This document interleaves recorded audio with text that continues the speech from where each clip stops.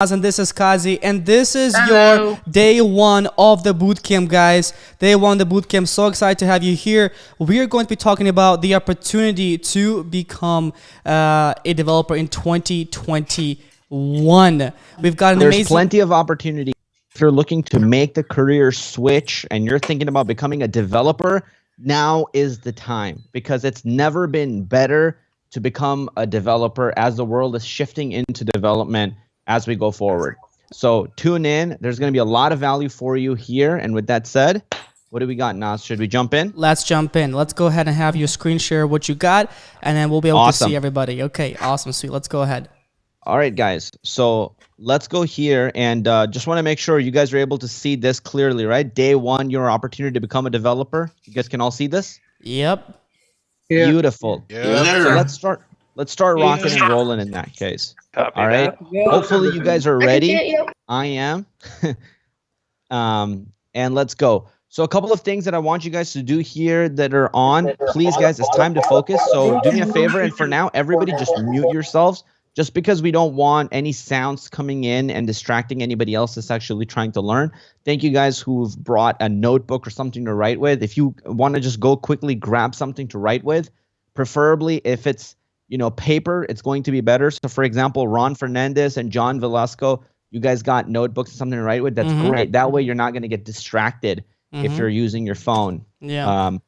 So just make sure you put your phone on do not disturb, have something to write with. And this is the time to do that. And just to let you guys know, this is the 5-day bootcamp. For those of you who are currently on YouTube, if you want to join the 5-day bootcamp, the link is down below. We have an amazing community, as you can see right now, that's on here on the Facebook group, and everybody's going to join in, help each other out, and are there here to kickstart their careers, developers, and actually just learn and just have a lot of fun. Yes, absolutely. And just so you guys know what's coming up ahead today, I'm just going to show it real quick for you guys. So that's weird. I don't know why Yeah, click on the what's it called? The three buttons it's on your keyboard. You see that? It's up top near the brightness to the right. Oh, weird. All good. All good. Okay, so let's keep going. I don't know why that didn't work. That's odd. But mainly the main things we're going to be covering, okay? I'm just going to draw it with this. It's going to look crappier, but that's okay. It's going to get the point across. So basically, one thing we're going to be discussing today is the agenda that we have for you over the next coming days, okay? Excuse my handwriting. It looks like a 5-year-old, whatever. Okay, so we're going to talk about what's the agenda? What are we going to be covering in the next 5 days? Okay, because the next 5 days are going to be really intense. And so today we're going to talk about the opportunity. Starting tomorrow, you're going to start building projects with JavaScript. Okay, so day 2, we're going to build a startup landing page. Day 3, what are we going to build, Naz? Day 3, we are going, which is going to be a lot of fun. And then finally, day 4, we're going to build a SaaS product business, kind of like, like a lot of SaaS products like Indeed.com and so forth. And so we'll be able to build that together with JavaScript. Yeah, for example, a SaaS product, Slack is a SaaS product. Discord is a SaaS product. So when you work at those companies, you need to know how to build those types of landing pages. That's what you're going to get paid for. So we're going to be doing that on day 2, 3, and 4. So it's going to be a lot of coding, and it's going to get more intense, okay? But even if you're a beginner, it's all good. We're going to give you all the resources and help you need, okay? Another important thing for you guys to know, if you listen to this and you guys pay attention, you work hard, and you submit your portfolios or the homework that we ask of you, Naz and I are personally going to take our time, or people from our team are personally going to take their time, and we're also going to give you video feedback and video review, okay? Not every single person is going to get that, so just be aware of that. Guys, we're a very small team, okay? So it takes time and effort. So if some of you, please don't be upset about that. But we'll try to do our best to get to as many people as possible. Does that make sense? We do our best, honestly. So yeah, just be patient with us, right? But at the same time, just also help the other community as well. Be nice to the community. Let's make sure that we have clean comments in this whole 5-day bootcamp, and let's make sure that we just communicate, connect. If you're like working hard, you're engaging, you're active, we see you working hard even on these calls. Like if I see you're actually paying attention and doing all this stuff, we want to take and review your projects. Does that make sense? Okay, so people who are participating really well, we want to give you feedback. If you don't care and you're like disengaged, you're not participating in the community, you don't even have your camera on, then when you're working, you're kind of, we're not going to review your projects, okay? So those are a couple of things to understand. We're going to talk about the opportunity that exists for developers, because that's something really important, and we want you guys to be able to see that. Within this opportunity, of course, we're going to talk to you about what technologies you need to learn, okay? So should you be learning JavaScript? Should you be learning React first? Should you be learning MongoDB?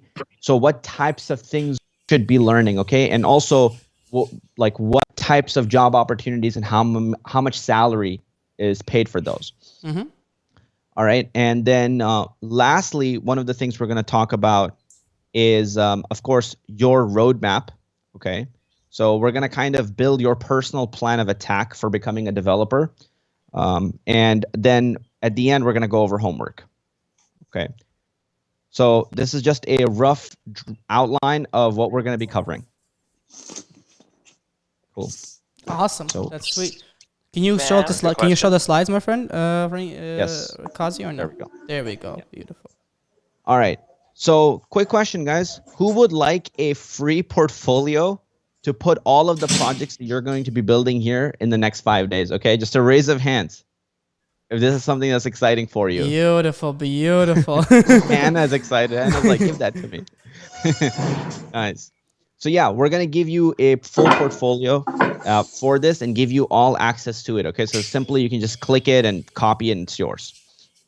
All right, and then we have prizes too, depending on the participation and the level of effort and work you guys are putting in. So we're going to have one lucky winner who's going to win our coding bootcamp full stack mastery. Okay, so there's going to be one person that wins that. It's an 8-month-long program where if you think you're going to get value in 5 days, you know, imagine the value you'd get in 8 months working with me, my team, and what we're going to offer you is going to be absolutely bananas. And then number 2 and 3, you get access to our courses. Okay, so if you guys want to connect with us on social media, on Instagram, you guys can tag us, all right, at Clever Qazi, and we'd be happy to repost all of your stuff. Okay, so this is what it is, at Clever Qazi, or you can tag Naz or Jesse. These are the 3. Cool. All right. So let's keep moving. This wouldn't happen, guys, without a big team that we have. So please give it a moment of like a little golf clap. Okay. You don't have to do a crazy clap, a little golf clap for the whole team, because they do put in a lot of effort and hard work. And without this amazing team, this wouldn't be possible. Yeah. There's a lot that goes behind the scenes that sometimes you guys don't see, honestly. And so, yeah, to make it happen, everybody's working really, really hard.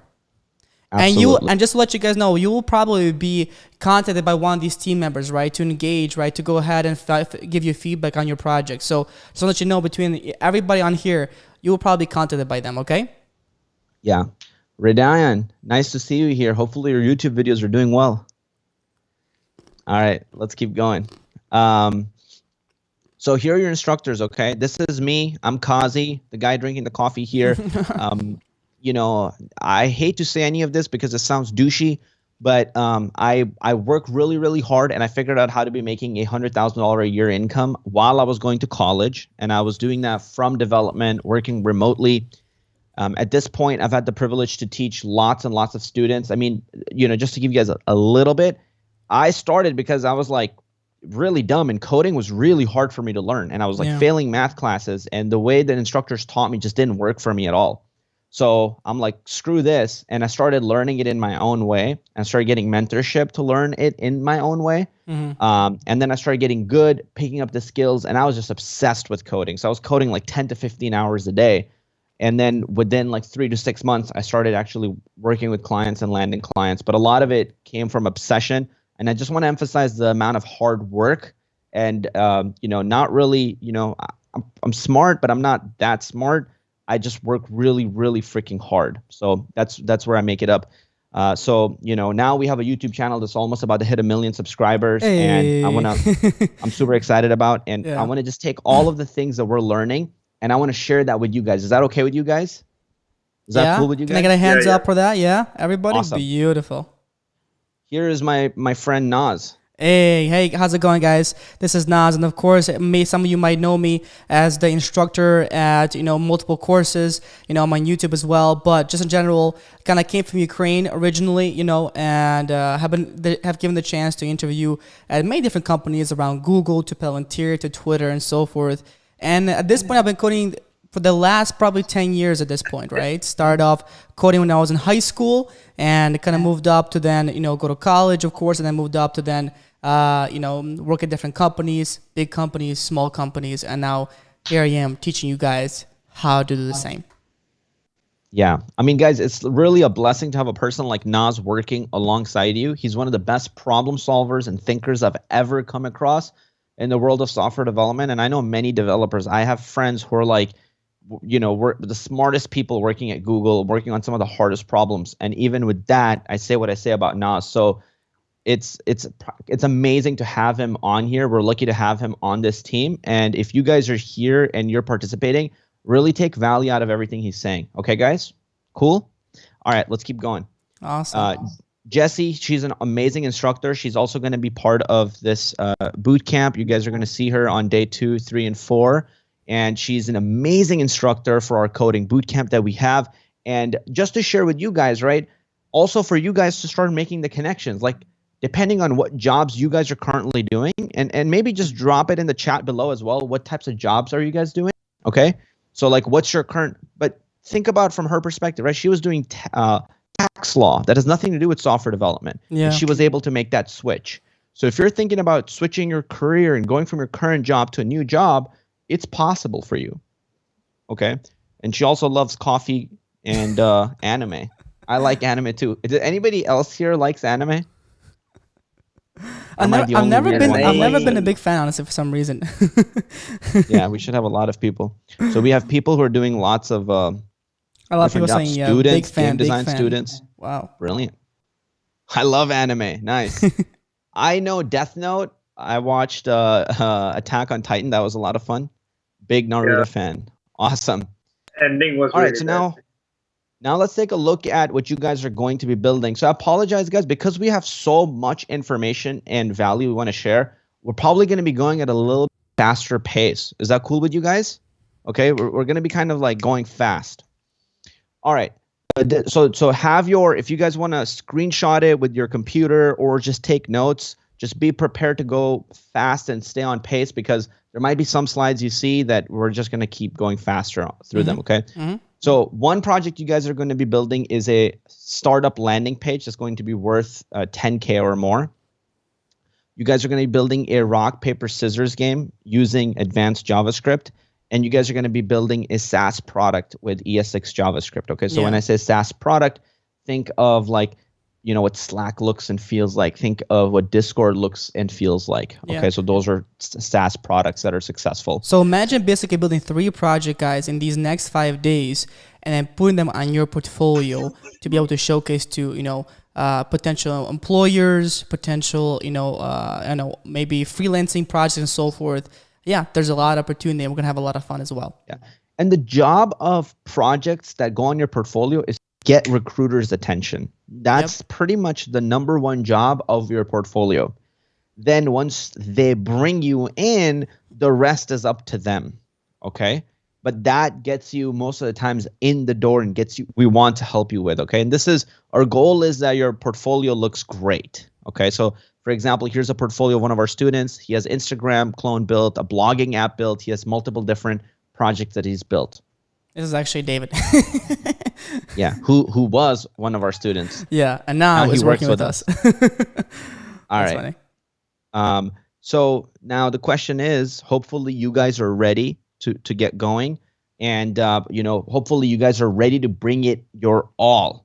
All right. Bring your A game, bring your energy, of course. Yes. And bring attention, guys. And most importantly, bring time into this, okay? These next 5 days are going to take up a lot of time. So make sure you put a lot of effort in this because this is going to be probably one of the most important things you learn. Yeah. And it matters, right? So everybody who's sitting there prepared, like I see Jessica Simpson, she's sitting in a good posture. She has her pen. It looks like she's going to take notes. It matters, right? So like actually being prepared for this and kind of bringing your heart and energy, you're going to retain a lot of information. If you're kicking back, you're just like sleeping, you're not at home or in a good spot, you're not going to take away a lot out of this. Okay. So that's important for you to know. I see back. She's got her notebook already ready, and she's somewhere in Hawaii as well. So that's pretty cool. Yeah. I love that. That's absolutely amazing. Okay. So let's go, boot campers, and let's get going. And thank you guys for doing so many amazing posts. Like the engagement was crazy. Insane. In this challenge, like all of you guys went absolutely bananas. So we had like Ashley make a post, and she's like, hey, I'm from London. By the way, any other people here from London or UK? It's kind of cool. But it seems like she's complaining like, hey, it's university and things like that. Like the way that she was learning is boring. Do any of you guys resonate with that? Had like boring instructors, or you just found learning boring? I've had instructors who literally just go to like a presentation, just read off presentation literally, and that's literally all they do. Nothing else. Abigail, Albert lives in Los Angeles. Hey, what's going on? Maybe when we're doing the challenge in person next month, hopefully Albert can join. Oh, another UK student, Abigail. That's awesome. Lucas is in Virginia. Cool. Wesley, and it just goes on and on. Like you guys went absolutely crazy. Just know that we love your engagement. We're reading all the comments. We're doing our best to reply to almost all of you. Okay.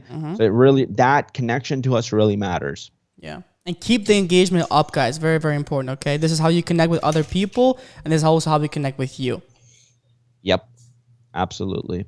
So this is the plan for the next 5 days. Day 1, today, we're going to talk about your opportunity to become a developer. Day 2, we're going to build that landing page. Day 3, we're going to build a game with JavaScript. Day 4, we're going to work on the SaaS product. And then day 5, we're going to build your ultimate developer roadmap to become a full stack developer. So what that basically means is we're going to give you all the technology, all the tools you need, so you're not learning like a million different things that are not actually helping you in your career. Cool? And today, we're going to be making sure that you learn the opportunity, and we're going to kind of unravel some of the myths around becoming a developer. Okay. So let's deep dive into building your personal roadmap.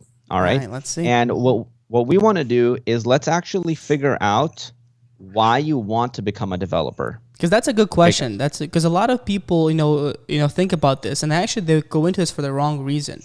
That's something that we see a lot in people. Yes.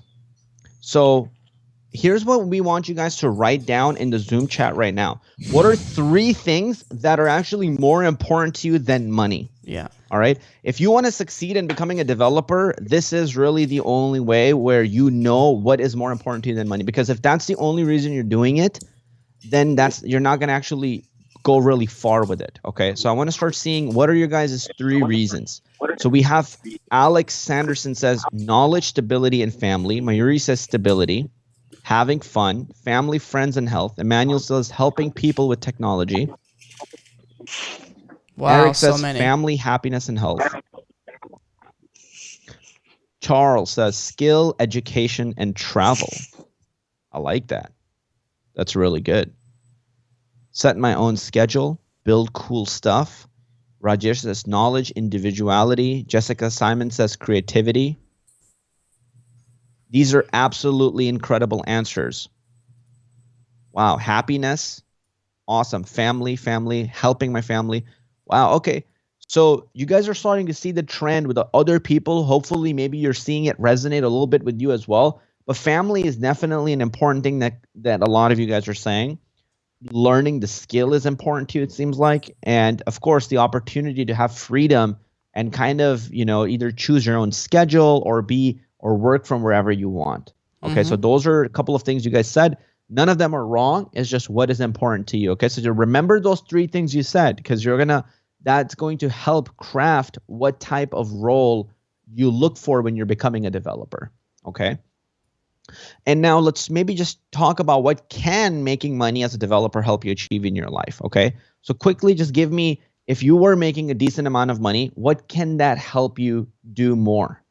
Okay. What can that help you with in your life? Buy a house, stability, education, give my daughter, it's moving so fast. I love this. pay off debt. Oh wow, there's so much. Insane. Help my daughter with school. Healthcare, a Be sense of happy. achievement. Pay your student loans. I love that. Give my wife and son a good life. And for those of you on YouTube as well, make sure you guys to comment that down below as well. I'm really curious to see what you guys are saying too. Radian just wants to buy cars. Nothing wrong with that either. House and travel. I love that. Travel is not a bad thing to do. Nothing wrong too. with that, guys. No judgment here, so that's totally okay. Give mother a good life. That's pretty cool. I like that. Satisfaction. Discover the world. That's really cool. Marry my girlfriend. Why do you need money to marry your girlfriend? I mean, you know, weddings are not cheap either. Pay for her dress. Okay, fair enough. I love this. So this is really good because I want you guys to know what's important to you, because you need 3 reasons why you're going to code even if you didn't get paid. Right. And then it's also good to know why you need the money if you were making money getting paid to code. Okay. So that's absolutely great. Now, let's quickly figure out your income goals as we keep going, okay? So how much income do you want to make per month? All right. So the reason why I asked this question is it determines a lot. Like, for example, maybe some of you might not need to make that much money. Some of you may be happy with making $2,000 a month. And what that might allow you to do is code part-time, work remotely, be a freelancer. Or some of you might be like, hey, I want to be making $5,000, $7,000, $10,000 a month, and I want to be working at a big company, and I'm okay working 40 hours a week, and I'm okay. None of those are wrong, okay? Because you can learn a lot from working at big companies and working full-time. So what is your income goal? That's important for you to know. Yeah, and it's Brandy important says $12K a month. Wow. 8 to 10K, 5K, 10K a month, 10K a month, 2K a month. 75K a month, holy moly. 75K a year, I think. Oh, okay. Somebody said 20K a month. These are some good numbers, yeah. Just don't be unrealistic, guys, right? You know, don't say like, you know, I want to make $1 million a month, right? It's very important to also. I've had people say that, right? So want to be realistic with it as well. Yeah, he's not saying don't be optimistic. Yeah. He means be realistic, because you can't take 20 steps on at once. You got to go to level 1, level 2. So if you can prove you can make $100 with coding, then yes, you're more likely to then make $1,000 a month with coding. Yeah. Okay. So a lot of you, I saw 5K, 10K a month. That's a pretty good range to be thinking about. All right. And then the last thing, we want to ask you guys is, do you want to do freelancing with development, or do you see more working full time? Okay. So freelancing, there's party at the bottom. I love that. So yeah, I mean, both are really, really good. Both are solid. We just decided to put like random funny photos here, but which one do you want to do? Full-time. So which one you did, Qazi? Which one did you do? We should almost have a poll for that. That's actually cool. What I did actually mostly freelancing with software development. Personally. Yeah, I mean, I did full-time, I did freelancing, but I kind of did both, right? Though, I know, personally, I mean, I did enjoy both myself, right? I don't know. I think it's really cool to experience, the freelancing side and the full-time side. And then you kind of see which side is for you. Because I'll be honest with you, not like freelancing might not be your thing, or full-time might not be your thing, Right. Yeah, so it's definitely cool to experience both. Because with freelancing, for example, you have to deal with a lot more instability, not knowing when you're going to have work next, and a lot of those things, right? With full-time, you have job security. You don't have to worry about where you're going to get work from or paid from next month. But freelancing, if you were working on one type of project, you didn't like it, you can quickly pick another client and work on a completely different thing tomorrow. So again, both are good. Personally, I think that if you could get into full-time, my recommendation would be to try to break into full-time, just because you're going to learn so freaking much. And you will get mentorship there. You will have some other developers that can teach you. So from just a skill perspective, Charles, like for example, how you said number 1 is skill for you, right? Just from a skill perspective alone, it's killer opportunity where you can pick up so much. All right. So again, web developer growth is a lot, right? So it depends which one you want to get into, but we like talking about web development because it is faster growing than almost any other industry. Because even, for example, think of somebody that wants to do data science, right? Maybe they're just like in this 12% growth that they're doing data science. Even they at some point need to learn web development, because then somebody needs to take that data and those graphs and put them online, right? Like, it can't just live on a freaking PDF. What are you going to print it out? You know, so like even when Stack Overflow comes up with their service, somebody needs to actually visualize those graphs and put them on the web. So at some point, that same data scientist is going to need some web development skills. So why we like web development a lot is you can become a web developer, or you can break out into other verticals like data science and still be great. Does that make sense, guys? Mm-hmm. Okay. And when I say data science, just so everybody has an understanding, I'm talking about like AI type of stuff, right? So there's the web development world, and then there's the AI world. Okay. So for example, self-driving cars is AI. Self-checkout that's happening around the world is AI. So even if you wanted to do that, I think it would serve you to have web development experience. So let's keep going here. Mm-hmm. And the opportunity for becoming a developer is a lot. Okay, so a lot right now. Yeah, and it's growing constantly.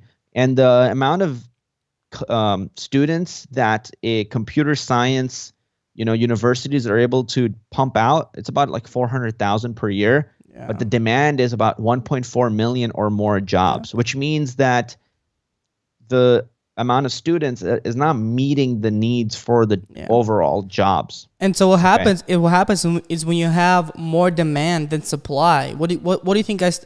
What happens usually when there's more demand versus supply? What happens? Very simple. What happens is higher pay. Exactly, right? So a lot of people, this is where basically the income keeps increasing, and we'll see later on that over the years the income has increased, for developer jobs. You know what I mean? Yeah. So, even if you want to start off with maybe, let's say you want to do software development, but then maybe later you can think about launching your own company, like a SaaS product or something like that, right? Damn, Zach got excited about that. I see that's what Zach is on. Nice. So if your goal is that's totally great, because it plays out in the long run, because most of the world is moving towards technology, right? So even if it's not tomorrow or next year or in 3 years, how about in the next 7 years, 10 years? Because software development isn't going anywhere. And for you to know this as a skill, and even if you had people working under you, if you knew the skill of software development, you could make better hires that then work on your software, okay? So those are a couple of things to keep in mind. It doesn't always mean you're permanently just going to be an employee, even though that's pretty freaking great. Okay, so there's a big gap, and I don't know if we have those slides here, but let's keep going. And a lot of, even here by definition, you can't have a million more people here that are getting these degrees, but they're still getting jobs, which by definition means that majority of the people without degrees are actually getting software developer jobs. Yeah, and this is where a lot of companies start to realize that, right, that it takes a long time for people to get through a degree. And so a lot of companies are starting to remove the necessity for a degree, instead of like basically looking more so at your experience, right? And what you can do. And just in general, just do you know how to code, right? Or have you built projects? And not necessarily just like what you know from a degree. That's it.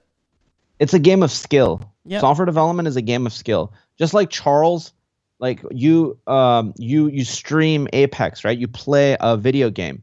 That's a game of skill. If you were to join a league, nobody gives a crap about your certification or a degree that you might have. They just see your skill level in the game. Now, don't get me wrong. If there's a data science job you're going to, they probably might care about you having a degree. But like even Elon Musk says, I don't give a damn about your degree. I actually care about your skill level as a software developer. So with software development, because there's so much new technology and new things happening all the time, you most of the times just need to have a skill and a way to prove that you have that skill. So either you could rely on an $80,000 piece of paper, or you could rely on just good projects on your freaking portfolio that we're going to give you in this boot camp. How does that sound? Hey. Right? So it freaking works. Okay? It works. All right. So let's keep going. Software engineer salaries in the US now on the left-hand side, right? Ooh, are those my drawings that never went away? Can you remove your drawings? Yeah, awesome. Okay, cool. So here you have JavaScript, right? $112,000 a year salary. And then you have all these other languages, and all languages are great, but they're for different things. Yeah, we got iOS as well on the left-hand side and the Android. Though iOS, they are higher paying, there's a lot less demand for it, right? So for iOS, basically this is, when you're talking about this, you're talking about like developing for iPhone apps, yeah, for right? like literally iPhone apps. And of course, they're developing Android apps as well. Yeah. So for example, here, the cool thing about web development, it helps you branch out, and it has principles that play out in every other industry. Yeah, that is cool. Meaning that if you learn web development and you learn how do I talk to my database? How do I build a user interface? What? I'm good, right? You guys can hear me? Yeah, you're good. Yeah. Okay, cool. So if I do all that, I can still apply in the future and like pick up iPhone skills, iPhone development skills, iOS development skills, okay? I can still pick up Python and learn data science and stuff like that. Yeah. So what's important for you to understand is you're not alienating any other opportunities when you start with web development. As a matter of fact, they are complementary and often needed when you jump into other fields. Make sense? Or even, for example, when you learn JavaScript, right, there's a lot of opportunity around you learning React Native, which is from JavaScript, and then being able to build applications for iOS and for Android at the same time. Yeah. So let's keep going.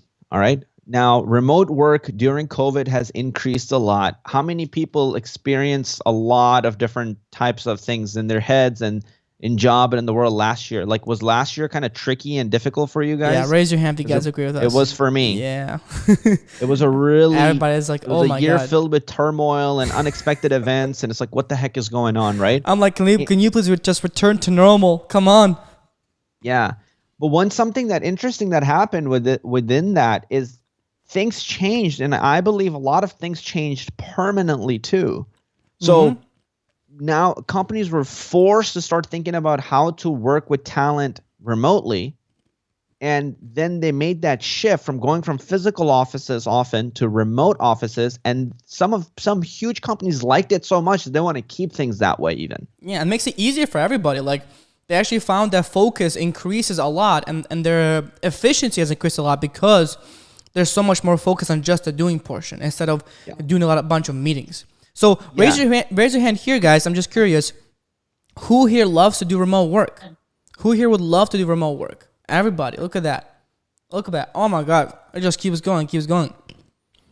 So the remote work portion just only increases because really in the development world, what do you need to do work? What? Just your laptop. Pretty much it. Svetlana is here. Nice. Hi. Nice to see you. Yeah, and she would agree, right? Like, you need preferably, I'd like to have a monitor with my laptop. Okay, preferably I'd have to have a nice setup when I'm coding. So, but even with that said, you can work. I could have a nice setup at home as well. So yeah, a lot of what you need to do, you are able to do remotely. I think for people, it'll be always a split. Like, sometimes I like to go into office to work. Sometimes I like to work from home. What's more important is that I have the option of choosing both, okay? And what I want to share with you guys is that when you're doing development and you learn the skill, you will have an option of choosing both, okay? That's one important thing to keep in mind. So for those of you guys who are maybe doing stuff that's really hard, takes all your time, you're like, man, I just want to be with family more, okay? And I want to be either around my kids or around my girlfriend or wife, whatever. This gives you the opportunity to be able to do that. Or maybe you want to travel, Who knows? Yeah. Oh, yeah, now the world is opening up. Travel is a thing. Finally. Yeah. All right. So let's now get into more like technical stuff as well, right? Like, for example, why JavaScript? Why is this language actually helpful? And why? So a couple of reasons. All right. First of all, JavaScript is actually one of the most common and most used languages around the world for developers. So you can see here on the left-hand side. All right. It's one of the most powerful languages. And in a big picture perspective, everything is from JavaScript. Okay, so like if I get out of here, if I get out of this slide and I go to YouTube, you know, all of everything that you see here is JavaScript. Yep. I mean, right? basically, like, the whole World Wide Web is built on JavaScript, guys. Yeah. When I click history or when I click this, even when I hover my mouse and all this stuff is happening, and what happens when I click live, what happens when I click chess, this is all JavaScript, right? When I go on Instagram, this isn't just like weird stuff that we're nerding out and talking about. This is real stuff that's happening right now. When I hit the play button, there's a JavaScript video player that loads. Like literally every single thing that's online has JavaScript. For those of you who are currently on Zoom and you guys are watching this, right, on Zoom through the web version of Zoom, that's also using JavaScript. YouTube, you're watching on YouTube. What is that? JavaScript, guys, right? So the opportunity. That's a software somebody made and sold it to Google for $1 billion, right? And that software uses a lot of JavaScript. So that's why these skills matter. Yeah. All right. So let's keep going. And here is, you know, again, another survey by Stack Overflow where JavaScript is clearly the #1. And then in terms of web frameworks, and you guys should write this down as well, if hopefully you're taking notes, but in terms of learning frameworks, we recommend that you learn React. Okay, you don't have to learn it right away, but put it on your roadmap to learning, because it is hot right now and is going to continue being hot. And Facebook started using it. You guys saw Facebook's UI change, right? Like you guys saw Facebook change a lot, right? Where it used to kind of look like trash a few years ago. Now they did their UI update and it looks cool and it looks awesome. They're using React, and Facebook actually created React for internal use. And then they're like, wait, why don't we just open source this? And they did. And then the whole world is like, hey, we want to start using React. And then Instagram jumped on it, and a lot of other big companies are now jumping on it. Okay. So a good tool to learn about. Now, another thing we want to touch base on is what can you actually do with JavaScript. So top tech companies are using JavaScript. So Facebook, LinkedIn, Microsoft, eBay, Tesla, Groupon, Netflix, all these companies have used or use JavaScript in some way or some shape. Okay. And when it comes to types of web apps you can build, here are the types of web apps you can actually build with JavaScript. Okay. So on the left-hand side, you have Facebook, and that's built with JavaScript and React. Okay. In the middle, you have a server app, which is, you know, Netflix. Probably a lot. By the way, show of hands, how many people here have a Netflix account? Oh, yeah, probably everybody. Wow. That's awesome. That's super cool. So Netflix uses JavaScript, okay? And then even iOS, Android apps use it to a certain extent. So these are all types of things you can build with them. Okay, and there are tons of myths of becoming a developer, such as, do I need to have a degree to get a job as a developer?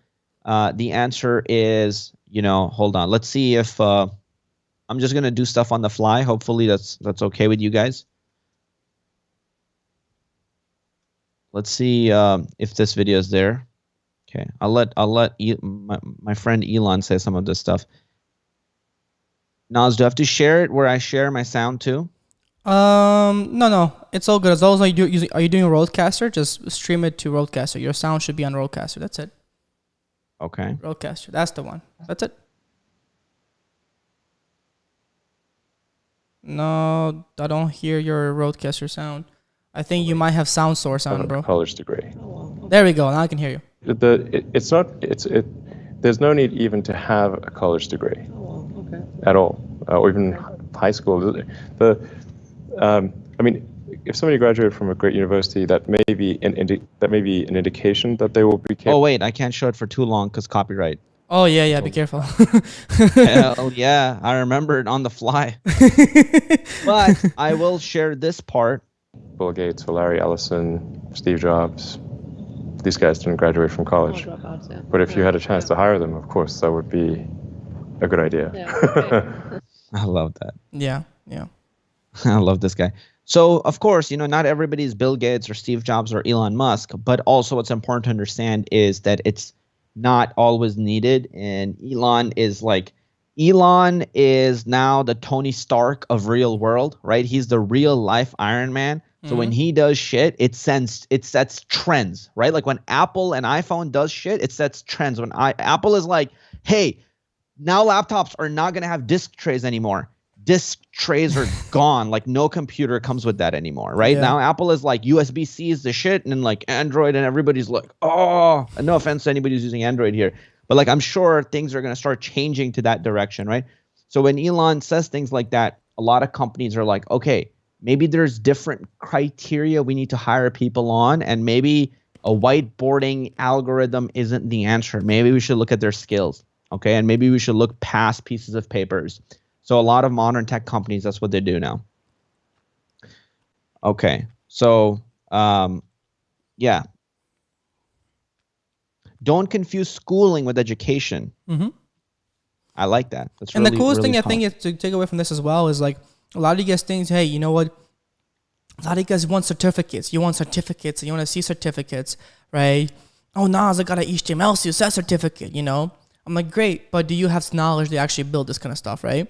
So what I think is we're trying to get from here is this: it's not about degree, it's not about certificate, it's about what you know and what you can do. That's it. Yeah. Absolutely. I didn't go to Harvard, but the people that work for me did. Yeah. So salary outlook, you have a good salary outlook as we start to go into 2021, 2022. Average salaries for software developers is something that's increasing. But again, this also means is as time progresses, you also need to start developing a stronger and stronger skill level. Okay. If you have a stronger skill level, then you can be getting paid higher income. Okay. Yep. But when you start as a junior developer and you're completely starting out, it might be a little bit lower than this, right? But then you can work your way up to this. Okay. And software engineer salaries these are software engineers salaries at Tesla, and this is for entry level people. So literally beginners, guys.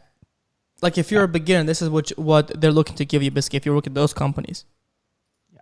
So I'm just gonna say that you have you're still skilled and you're good at what you do and you know a lot of things. If you don't know how to write code, they're not gonna give you the job. But like if you're a junior level developer, this is actually what they will start you off with if they accept you. Yeah. You start. Cool.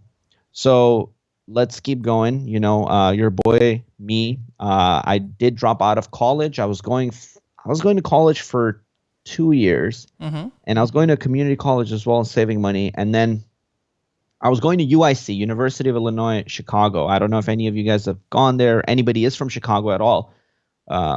Shout out to Chicago. But my professor came up to me, and I remember at that time I was already I had other developers even working for me, and we were working for we were building this CRM for a company, and I was getting paid quite a bit, about like $10,000 a month. So I was on track to hit $100,000 that year. And my professor came up to me and he was like, he started asking me for career advice. And when he did that, that was the cue for me. And I was like, okay, maybe this is the time to drop out of college.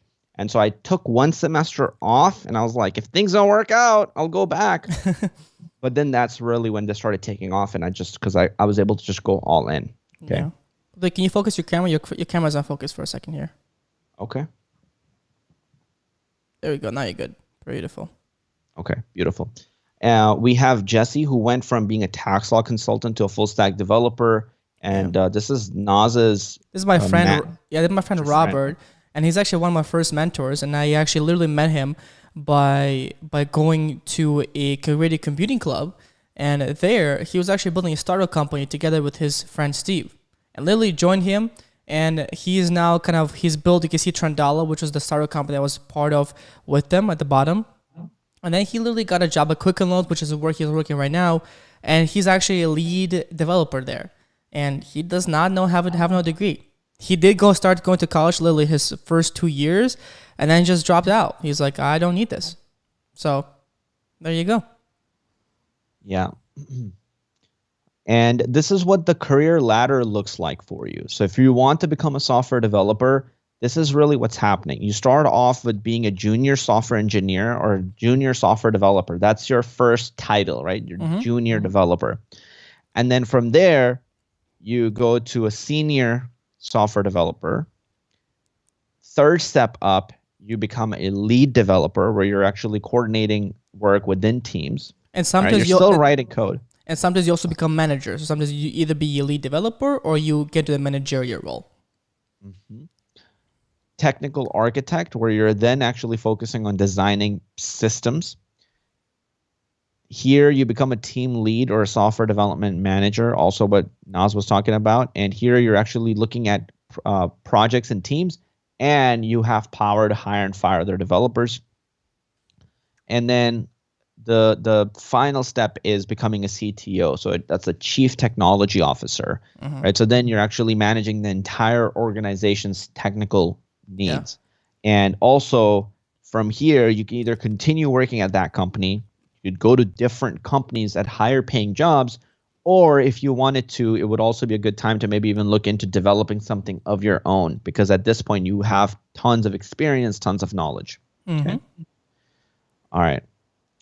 Now, what's the first step that you should take? What do you need to do to pass the interview? How do you get noticed? And so let's start actually going through and talking about these things, okay? Before we address all of those types of things, there is just one truth, okay? So for everybody who's a beginner and doesn't have a job right now as a software developer and doesn't have so much experience, I want you guys to spend all your time learning the skills of coding. It takes a lot of time to really sharpen your skill set and actually get really, really good at this. But please spend majority of your time actually learning how to code. All right. Just being competent in what you guys in this field, right? Right. Competency is what gives you confidence. Competency is what gives the opportunity. Now, for those of you who don't know what competence is, right? Because some of you guys might not know, competence is just you knowing the actual skill and you being good at it.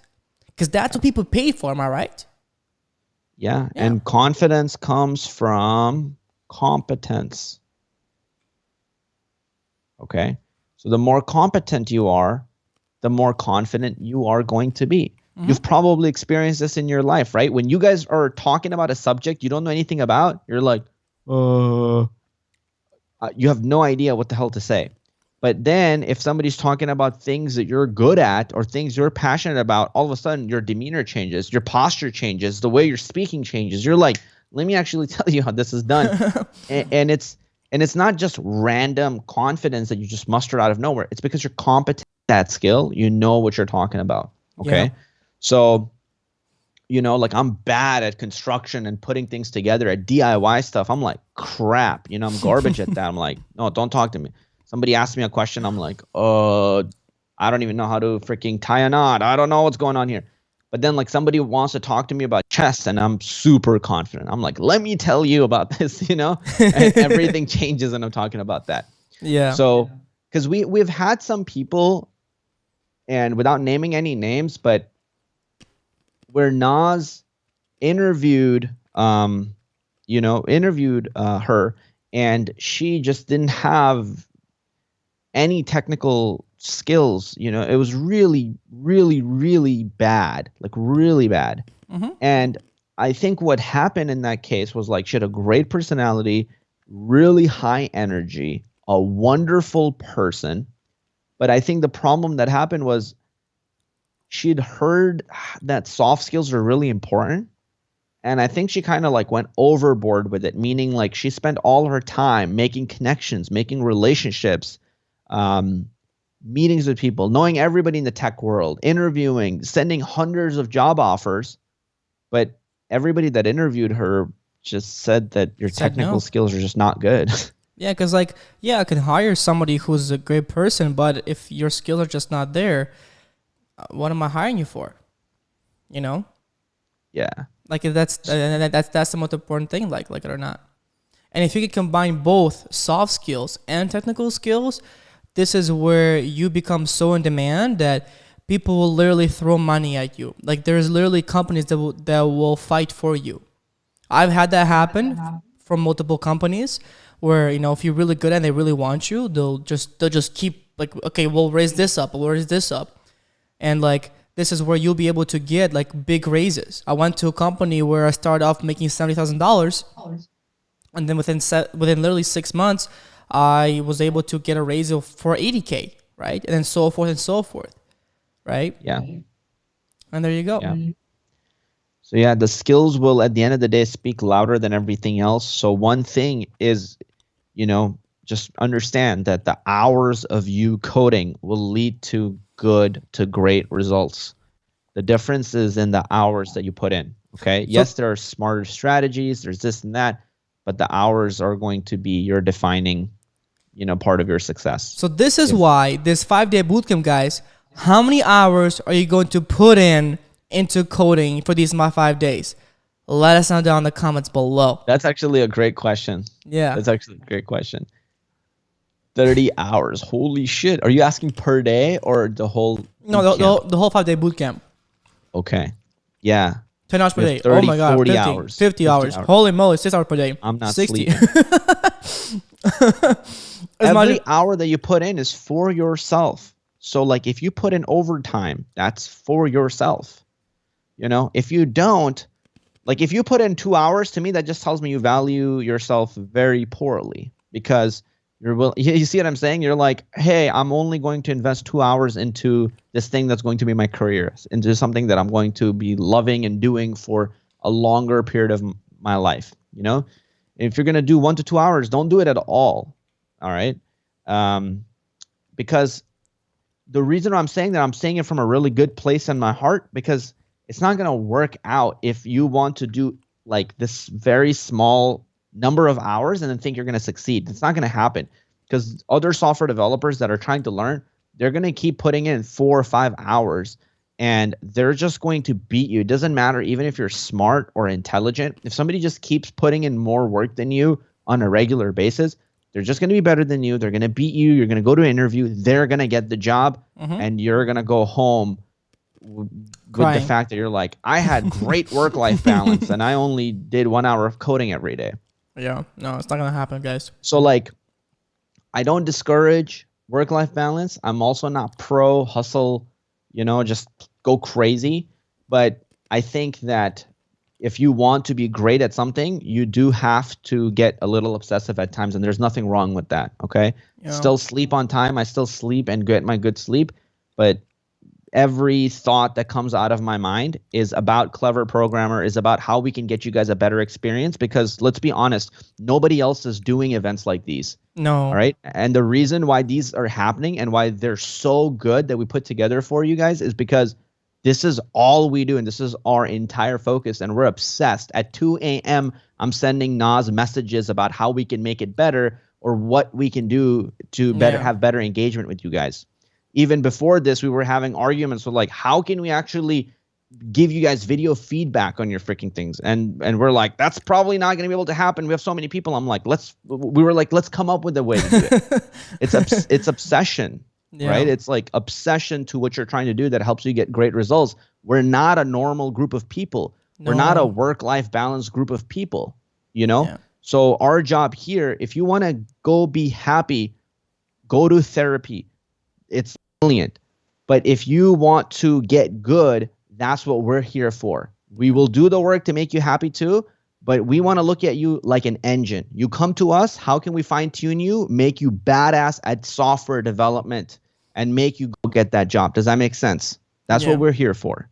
And especially in your younger years, as you guys are starting, this is going to be the best time to put as much time as possible as you're starting out in software development. And I will tell you, at some point, it does get easier, right? And then maybe you will have more time for your family and stuff like that, right?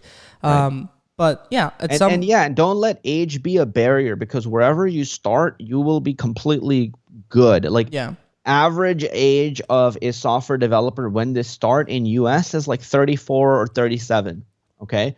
If you start later than that, it doesn't mean you can't pick it up. If you start earlier than that, it doesn't mean you can't pick it up.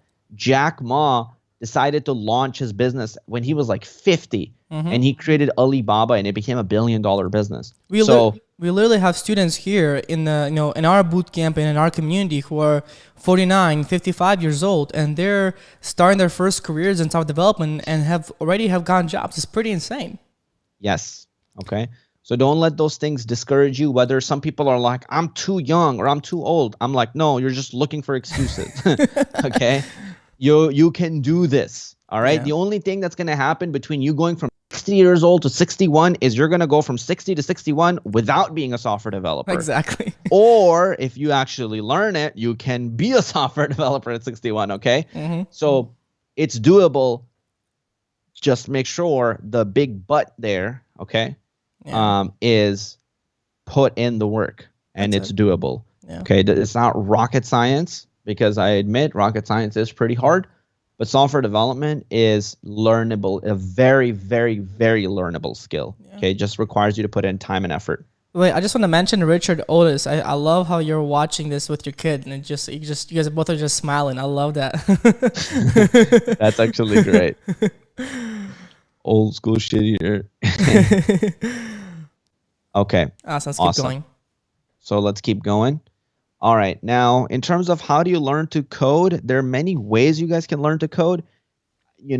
For example, you guys are here at the event. Just make sure you go all in, okay? Obsession, in my opinion, is really the only way to learn, because the people that I see dilly-dallying, the ones that it takes the longest, like do this in these weird hour blocks or some type of weird schedule type of thing. Just, I know if you have family and you have all this, you don't have the luxury to go for 10 hours or 15 hours. But whatever time you have, just put all of that in, okay? Like, look, let me tell you guys this, right? You guys don't put Instagram, YouTube, and WhatsApp and all of these apps on a calendar, yet all of you find a way to spend 30 minutes or an hour or 2 or 3 hours a day to use those apps. On Facebook, right? Or on Instagram, or anything else. It's not on your calendar. So with coding, find a way where it's fun for you, where it doesn't feel like pulling teeth, where you don't have to put schedules and reminders. Make it so you immerse in it. So what I would recommend is that when you're in this boot camp, everything you should be eating and breathing should be around coding. You have free time and you want to relax? Great. Watch a documentary on Linus Torvalds. Okay? Who's that? Like, he created Linux. Oh, okay. That's cool. Awesome. So like, watch stuff around coding. Okay? Watch stuff around software development. Use that time to be entertained, yet inspire yourself. Because look, you can't just start eating broccoli, right? You can't go from like eating garbage food and candy to all of a sudden eating broccoli 24/7. But what you can do is you can trick yourself and eat healthier candy. Okay? Eat healthier ice cream, which tastes just as good as the crappy ice cream. All right? So go watch entertaining videos that talk about coding and software development so you're excited about doing it. So that's what I would recommend.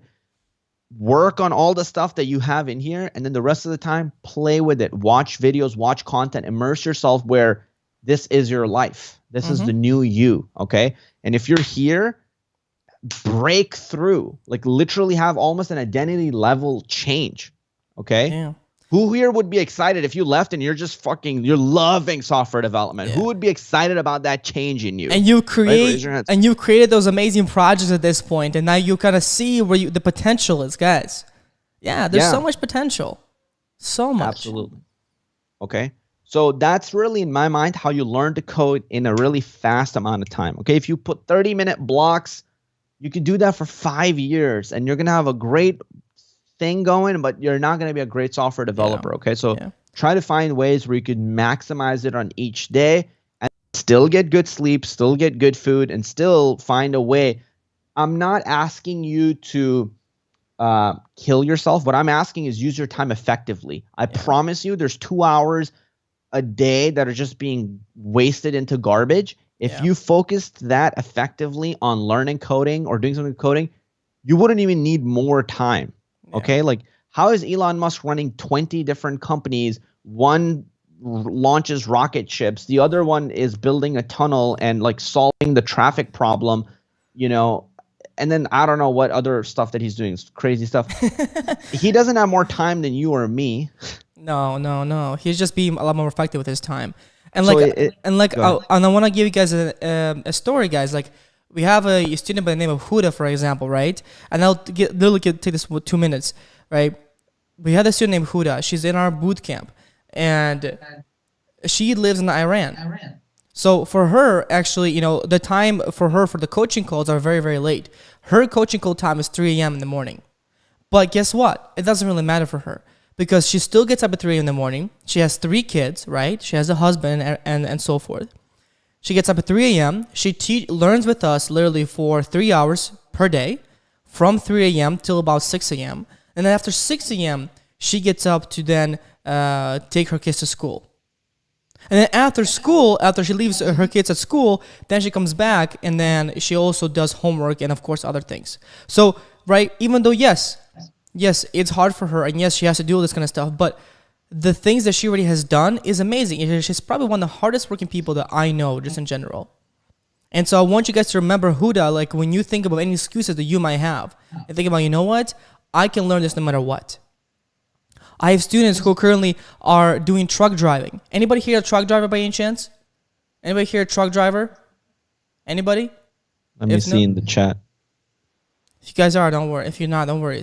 But yeah, for anybody who is a truck driver, right? Somebody said forklift driver. Yeah, we have truck drivers who will literally, you know, stop at truck stops. Just go ahead and learn with us.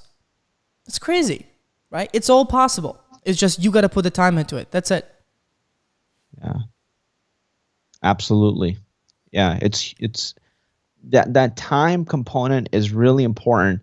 And what I want to really emphasize is work hard to find that passion component, because when you become passionate about it, you just do this all the time. Like, I don't need to think about Clever Programmer in time blocks and time portions because I love doing it. My problem is the opposite of most people's problems. People are like, how do I stop procrastinating? How do I, you know, put in the work? How do I do all this? My problem is the opposite. My girlfriend can't, it's hard for her to get me away from work. Like on a Saturday or a Sunday, on my free day, I just walked into Naz's office and I worked there this last Sunday. I know. Because I was excited, and Amberly, she was like, I think I'm going to go do this other thing. And I was sitting there, I'm like, what should I do? I'm like, I have the whole day to myself. I'm going to go to the office. You know, it was like the best thing I could do. So find a way to build passion around it. You know, that's why I say be around the people that are in the community, watch stuff around software development. When you have that passion and excitement for it, the rest of it becomes a lot easier. You will just find a way to automatically put in the work. Agreed. Okay. Now, you know, of course, setting a goal for yourself is an important thing, okay? And having realistic expectations. So, for example, long-term goal for you would be, hey, I want to become a full stack developer within the next 1 to 5 years. Raise your hand if that's your long-term goal here. Raise your hand. That's your long-term goal. Okay, I like it. If you have a different long-term goal, let us know down in the comments below. Yeah. Super curious. Yeah. 1 to 5 years is not too long. Somebody said we have Steven says I'm in tutorial hell right now. A lot of students are. Machine learning startup. Nice, Samir. Luna says I want to create something to better help the foster care system. Wow, that's awesome. Okay, what's an SDE? Software development something? Already SDE. Software development engineering? I don't know. Already a software development engineer. Got it. Yeah. Ooh, okay, great. So these are amazing goals that you guys are sharing. Yeah, I think that realistically speaking, you can become a pretty damn good developer within 1 to 5 years. It takes a lot of work. And if you really get committed, you can definitely get a job within your first year. So within the 12 months. Like for me, I got my first job within the 12 months. I had my first paying client 3 months in, and then 6 months in, I had bigger paying clients. I'm also obsessive, and I was doing it like crazy. But I think most people, if you focus, put in the hours, it's very possible for you to be able to get a job within your first 12 months. Okay. Mm-hmm. And then short-term goal, also understand what's your short-term goal. So for example, instead of learning 5 different types of things, maybe make it something simple. I want to just learn the fundamentals of JavaScript and then just go hard at that and master it. Okay, so write it down, maybe even have a timeline, a rough timeline around it of what your goal is and what you're looking to do. Okay, it could be even like build a to-do app by myself by next week. Yeah. All right. Yeah. So there could be, those are some simple ideas for you. Maybe after you're done with this bootcamp, maybe your goal can be within 2 days after the bootcamp, build the rock, paper, scissors app or that SaaS product that I built, but from scratch by yourself, in 4 days, 5 days. Yeah. Yeah. The one thing we'll encourage you guys as you guys are going into this kind of stuff is, within the rock, paper, scissors game, any of these other projects that you guys are building with us, is to always, try to test things out by yourself and even add extra features, right? And then after this bootcamp, your goal should be one only goal. I now will learn how to build this. Can I now build it by myself?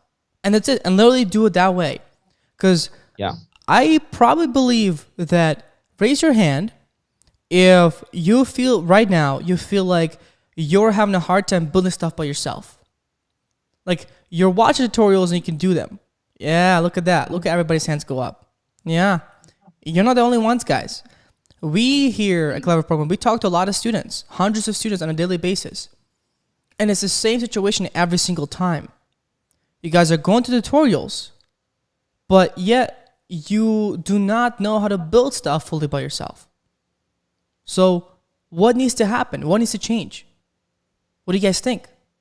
Let me know. Let us know down in the comments below. What needs to change for you to change that habit and for something to happen?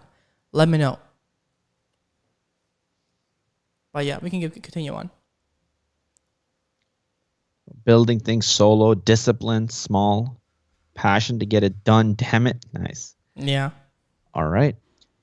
So, if you guys want to plan things and put them, just one recommendation we have for you is if you guys, I don't know if you guys know Notion or not, but if any of you guys familiar with Notion, just raise your hand slightly. No?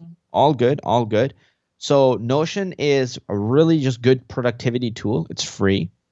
And it helps you basically write down your plans, put together timelines, whatever you kind of want to do all in one place. So give it a shot. It works for some people. And I recommend, if you need something that helps you with planning, this could be a really good tool that you could use. Okay, so give it a shot. And maybe in Notion, you can have when you're planning to do what. Okay, and put your learning plan in here. Might be a good idea to do that. We're just going to quickly lay out 7 most important habits that we notice that people who succeed or students who succeed and go and get a job as a developer.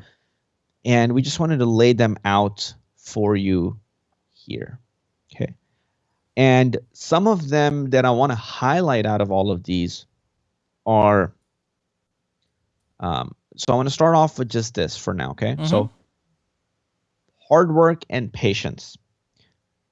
When I say hard work, honestly, I feel really guilty saying that because it's weird, but I kind of, just honest truth, I feel like I kind of suck at hard work. Naz is extremely good at hard work. Because for me, what it feels like, I just get so obsessed that it doesn't feel like work anymore at all. And it literally feels like I'm playing a game, and then I can just go through it. And even if I have to do it obsessively or for long term, to me, it doesn't really feel like work when I do things. Why is that? Why is that? I think that when I went to school, I went to this like weird school when I was young, and I developed this thing where because they took a lot of things from you and they restricted a lot of things, and it was really disciplinary. And I started hating doing things that I hated. Really, like most people probably are like, I'll just wash the dishes, it doesn't feel that bad. Or I'll do this other thing, it doesn't feel that bad. For me, I started hating things with a passion that I didn't like so much that now when I do things that I don't like, it like kills my soul from the inside. It like burns. Wow. So it made me want to really focus on things I enjoy doing. And then within that, I found that when something is really enjoyable for me and it's fun and I like it and it's aligned with me, I can go through tremendous amount of work and it doesn't feel like I worked. It's almost like I wake up from it and I'm like, what the hell just happened? What did I just do? Probably some of you might have experienced that. Yeah. Right? Like, for example, you'll leave that if you guys went to college and you, or maybe think back to when you were a student, you left your final exam all the way until the last freaking day to study, right? Who did that? Who did that here? Probably everybody. I sure as heck did. Zach is like, yeah, me. John is like, yeah. So, but then all of a sudden you look back and you're like, damn, man, that was sick. I was like a superhuman. How did I pull that shit off? That was crazy. So when you kind of are aligned and you're excited about things and you enjoy them, personally, that's what it feels like for me. But I just want to say that hard work and having patience is a key component, okay? So for me, how I played it is I'll give you guys my workbook, okay, my recipe. And Naz laughs at me, but I'm going to share this with you. But like for me, patience is a really key thing. And patience comes from expectation. Mm-hmm. So when you have really high expectations, you're really impatient with yourself. You'll be really hard on yourself. And also, I think a lot of sense of loss, grief stems from having poor expectations. All right. So for example, when I started coding, I'm like, in 5 years, I'll have a job. The first year, I'm just supposed to suck, not have a job, constantly lose. But I worked my ass off and I learned like crazy. Okay. Mm-hmm. And then I'm like, whatever happens, happens. If I get a job within the 5 years, it's just a bonus.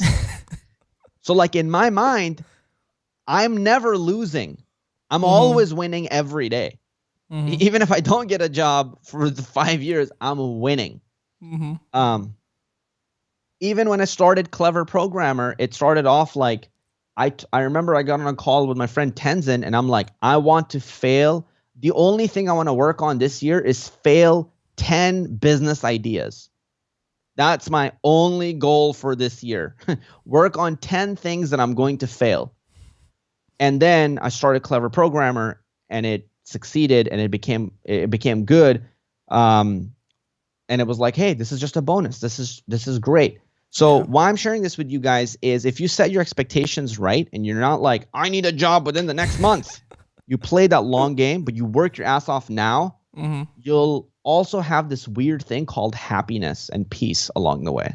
Yeah. Okay. See, this is where I get a little bit even different sometimes, because like for me, and this is where like Qazi, like we got these two different personalities in a way where Qazi like always looks at like the worst case scenario, not worst case scenario, but like always like, you know what, if I just get this, I'll be fine, right? For me, it's like I always said these crazy things like, hey, I'm going to do this, we got to do this.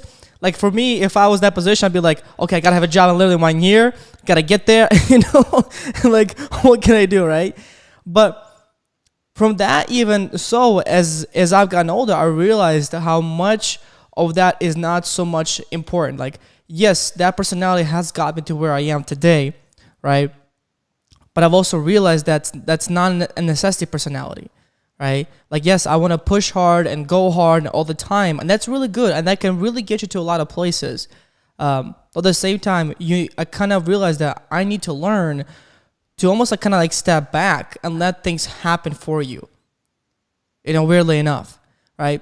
And like instead of having these crazy expectations, which I still sometimes do, and I still like to push myself towards them, I am a lot more relaxed knowing that, if I don't hit that somehow, I know I'll hit it either later or something else might hit as well.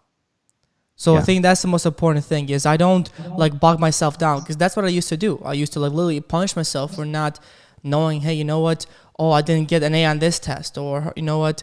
I didn't do this, or I don't have a job yet. Like, what's going on with me? Yeah. That wasn't so pretty, honestly. So, now it has definitely changed, though I'm still working on it. Yeah. So just two perspectives from two different people. Take what you value, throw away what isn't valuable for you. But I think that's kind of what I want to share from D7. Of course, the other ones are important, like taking initiative. Of course, you have to be good at learning a lot, because with development, all those things change. But this is the reason I see a lot of people quit, having bad expectations, and they go, I'm going to do 2 hours of coding, and by the 6th month I'll have a job, and then that leads to unhappiness. And I see lots of people quit out of this career. Yeah. If you flip it, it will make you really happy, and you will actually get through a lot of the crappy things that you need to get through. Okay, so beautiful. Let's keep on going.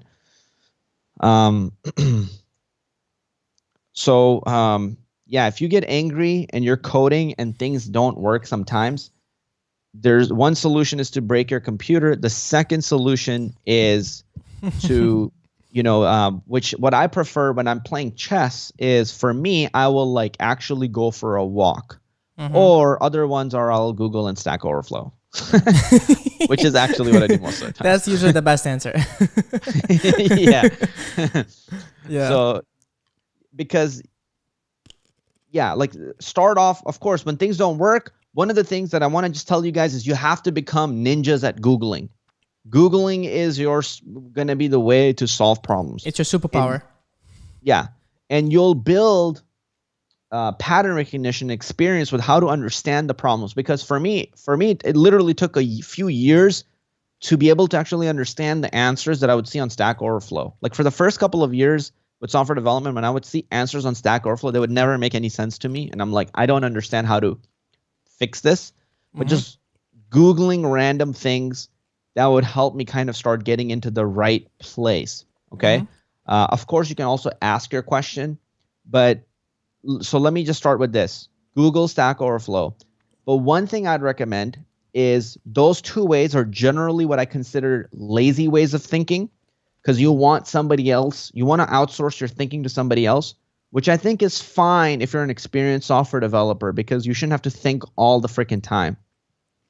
But I think when you're new, use these as learning opportunities. So before you go to other people and go, hey, daddy, can you please help me lift this grocery bag or this weight? It's too heavy for me. I think stop and flex your own thinking muscles first. Okay? Do as far as possible, right? Yes. And we're not here trying to say that, you can't ask questions. That's not what we're trying to say here at all. Instead, what we're trying to say here is like, hey, just give yourself time to figure the solution. Yeah. Because crazy enough, actually, in the process of figuring out the solution is where you learn the most. Like you go from one thing to another thing, and what's going to happen is you're building out patterns around coding, right? After that, for example, let's say as you're researching, you realize there was something else that you might have been missing the whole time. You're like, oh, dang, this is interesting. Yeah. And so that's where really enough, your brain is going to pick up more things than just by you coding. Because the thing is, a lot of students that we have sometimes, you guys potentially you try to get the answer too fast. Yeah, that's one thing. That's another thing that comes with patience, which is like, you'll run into a problem and almost like you get some level of anxiety not knowing the answer. And you want to get it really, really, really fast. And so then you will go and ask that question to somebody or get on a call with somebody. And, this is going to sound weird, but like, I don't know if this is true. I'm not a scientist and I haven't done research on this, but I generally feel like people who ask too many questions generally don't do well in those particular industries. And the reason why I say this is I think what's actually happening is either they're not designed for this industry and maybe something else might be better for them. Maybe they're more social people. Maybe they would be better working as a team manager for a software development company and communicating with everybody. But I think what is happening there is they're outsourcing their thinking. So they're being lazy thinkers, okay? And one thing you definitely have to make sure you get good at as a software developer is the more you put your thinking under tension, just like being a bodybuilder, right? When you put your muscle under tension, the longer you put it for under tension, the more your muscle is going to grow. Yep. And so with software development, it's all about thinking. It's not about you knowing tools. It's not about you doing things quickly. It's about your ability to think. So the more time you could put your brain, what's up? Think and problem solve, I'm just going to say. Yeah. Think and problem solve. And the more time you can put your brain under tension, your brain actually will physically expand. Okay? Brains physically expand. When they actually do the brain analysis and shit like that, they even found that the taxi drivers in UK, because they have to memorize so much about how the roads and the traffic works, they actually have bigger brains physically. So it's a muscle, but it takes time. And those moments where you feel pain and you're like, man, I just want to know the answer, I want to get to the answer, under that stress is where you become a really strong software developer. Yeah. Because like I said, just like Qazi is saying, just to repeat, like, yeah, brain is a muscle. It grows as you build it. This is why even in these situations, right, the most important here is not the fact that you're learning JavaScript. The most important thing here is not you're learning HTML or CSS. The most important thing that you're learning is problem solving. And it's thinking when you have a bug in front of you and you can't solve it. Or it's when you have a feature to build and you really just don't know how to go about it. It's when you're trying to figure it out. This is where you're building that brain. So we want you guys to encourage that these next 5 days, we encourage you. Literally challenge yourself as much as possible. Yeah. And you will find some amazing, amazing results from that. Yeah. And let me tell you something where your brain will try to trick you. When you get stuck in a problem, your brain will tell you, and your brain is completely blank. Okay. So I think you guys might have experienced that, right? Where you run into, has that ever happened to you guys, where you guys run into a problem and then you're trying to think of a solution? Your brain is literally blank. Yeah. Coder's block, You know, Charles said. agreeing, right? Coder's block. Like you're like, hey, I'm literally not making any progress. So your brain will actually trick you, and your brain will say, Neo, you're not making any progress, so why don't you just look up the answer? Because you're not making any progress anyway. And that's a trap. That's a trap. Because your brain wants to survive, because it knows if it thinks more, it's more work. Your body doesn't want to do more work. Your body just wants to survive for a longer period of time, another day. You're still a biological creature that has a primary function of survival. So your brain will literally try not to do work and trick you. Like, Neo, like, you don't need to think about this. There's Google. Somebody has the answer. It's like a crack addict that just needs another like fix. So what you need to do at that point is ignore that voice of your brain and just chill. Like go for a walk. The tricky thing is sometimes, at least for my brain, I'll spend 30 minutes or 40 minutes and I have made no forward progress. And then all of a sudden things starts clicking in a weird way. Yeah. So I think sometimes that part is important, like to not look at the answer and just get in a flow of it. Even if it takes you 4 hours of being unproductive, it's going to actually help you at the end of the day. Yeah, really enough. Yeah. All right. Because like there's some people who are like Naz, and this guy is either developed a really strong system for problem solving or probably is a little gifted as well. But like he immediately, his brain is like thinking of the way to solve the problem and he'll like start breaking it down. For me, my brain will be blank for like 30 minutes to an hour. And then things will start coming in. And then I'm like, all right, here we go. So it takes me time, you know? Okay, cool. So full stack developer, there are a lot of things that means. It's a big term. But generally what's happening is these 3 things here. Okay. Other things can be, of course, a part of it too. Let me clear this and let me just draw with my other one. Oh, yeah, okay, but it's these 3 things here. So when you hear full stack developer, I want you to think front end, back end, database.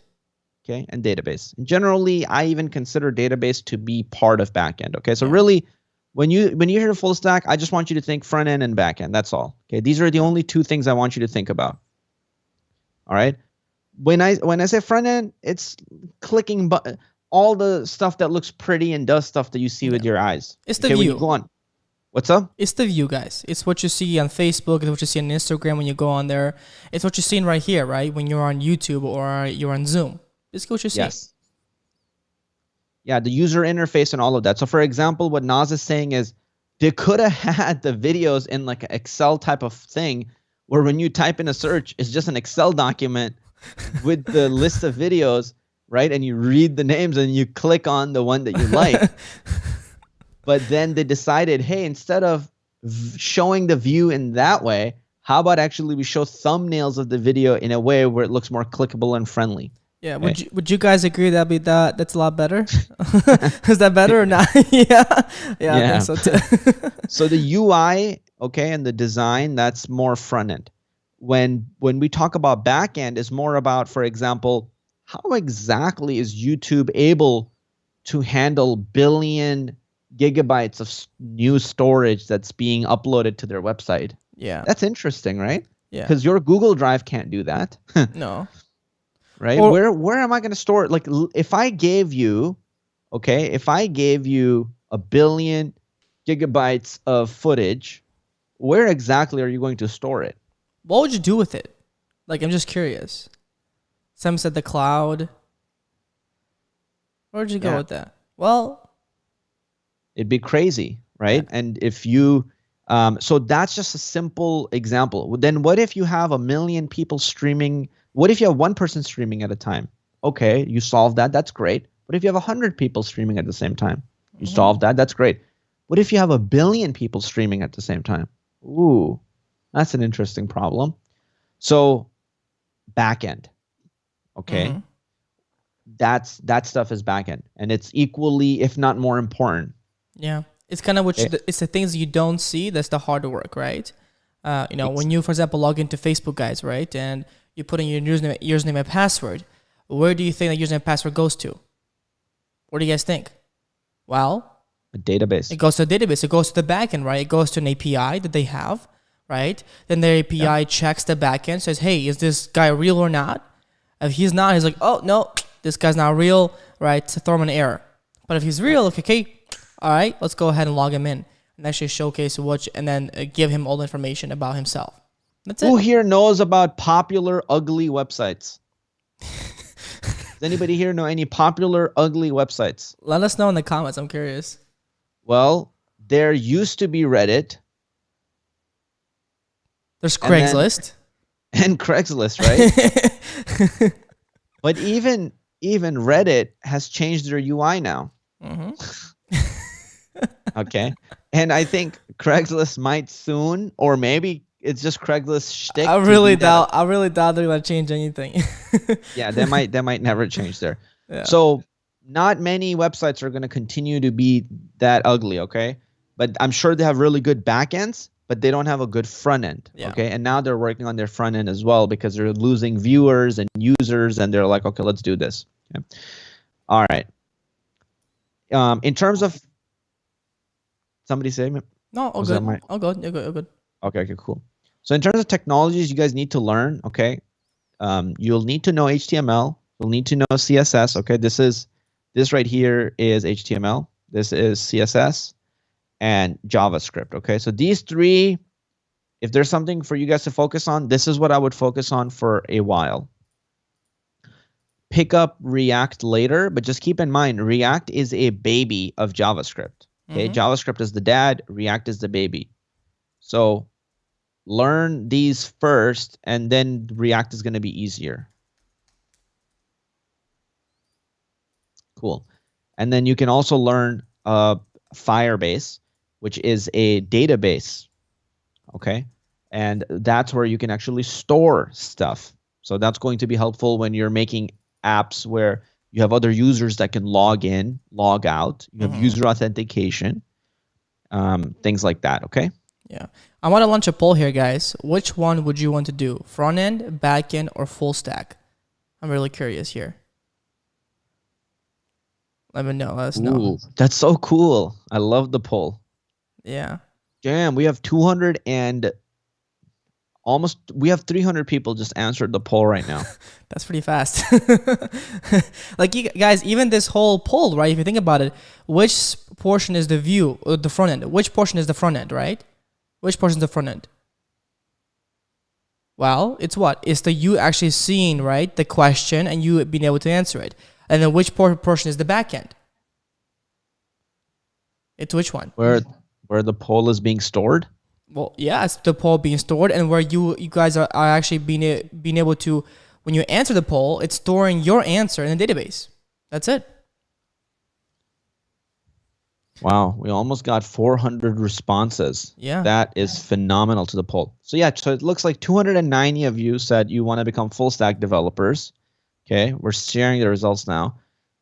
36 said you know, 9% says backend, 19% said front end, and 73% of you said full stack development. So, you know, with full stack, you know, both front end and back end. And what's amazing about that is that it makes you really valuable at your company, which means you're probably going to be, if this happened, God forbid this happens, but you're going to be the last person that's fired because you're needed. You're like needed, right?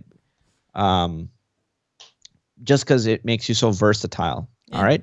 But both of these other options, if you chose front end and back end, they're not wrong either. They're great, and there are plenty of people making a lot of money doing either of those. Okay, so both of those are valuable.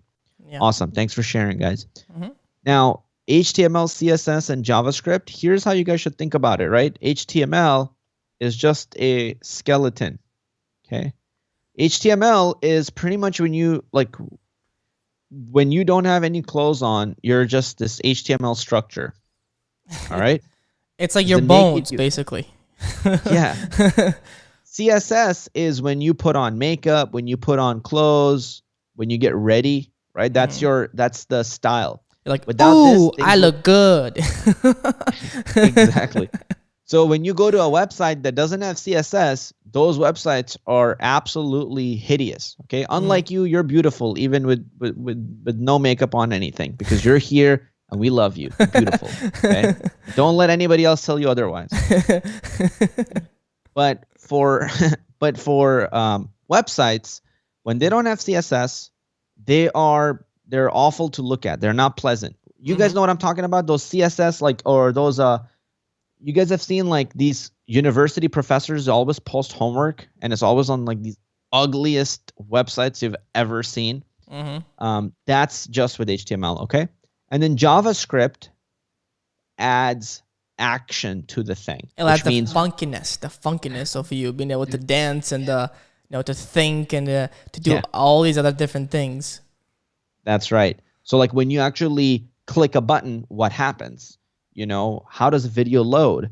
Oh, when I'm on YouTube and I hit that thumbs up button, it turns blue. Interesting. Okay. Those are all things happening with JavaScript. Cool. So HTML is basically, if you guys want to write this down as well, if you know it, that's great. But this is what makes a page work. It's the structure of a page. Okay.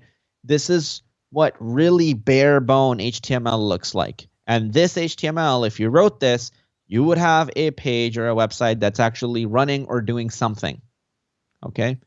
One good place I recommend you guys go to if you want to just write random code and have fun, Stack Blitz is a phenomenal resource. And you can go here and do stuff. So I'm just going to choose, I'm going to go to Stack Blitz and I'm just going to choose HTML, JavaScript, CSS. Boom, right there. Okay. You guys can see my screen? Cool. So I'm just going to choose index.html here. All right. If you can zoom in a little bit on that, that'd be great. What's up? If you can zoom in on that, that'd be great. Okay. Just Command plus. There we go. Nice. Okay, great. So I'm here, right? Now, if I add in other stuff onto this page, let's just say I write, okay, I don't want to sign in. Leave me alone. So let's just say I write a H2 and I say, hello, Ron. All of a sudden, I have hello, Ron. Okay. Let's go. Now, which portion is that, guys? What he's doing right now? Which portion is that? Let us know in the comments below. Which I don't know what that question means. As in, is this the HTML, the CSS, or is this the JavaScript?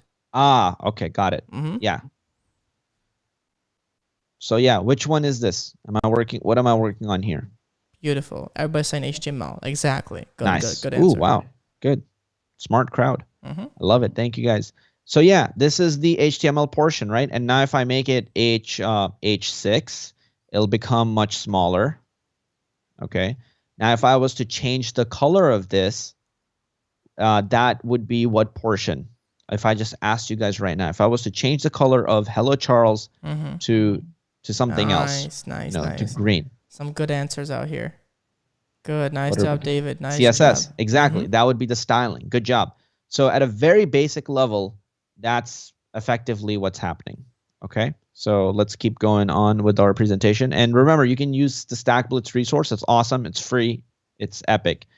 Gets you up and running super quick. All right. CSS, you can learn how to use different layouts, Flexbox, responsive design, media query. So for example, when I go on YouTube, these guys might actually be using Flexbox to show their videos in a specific way. Okay.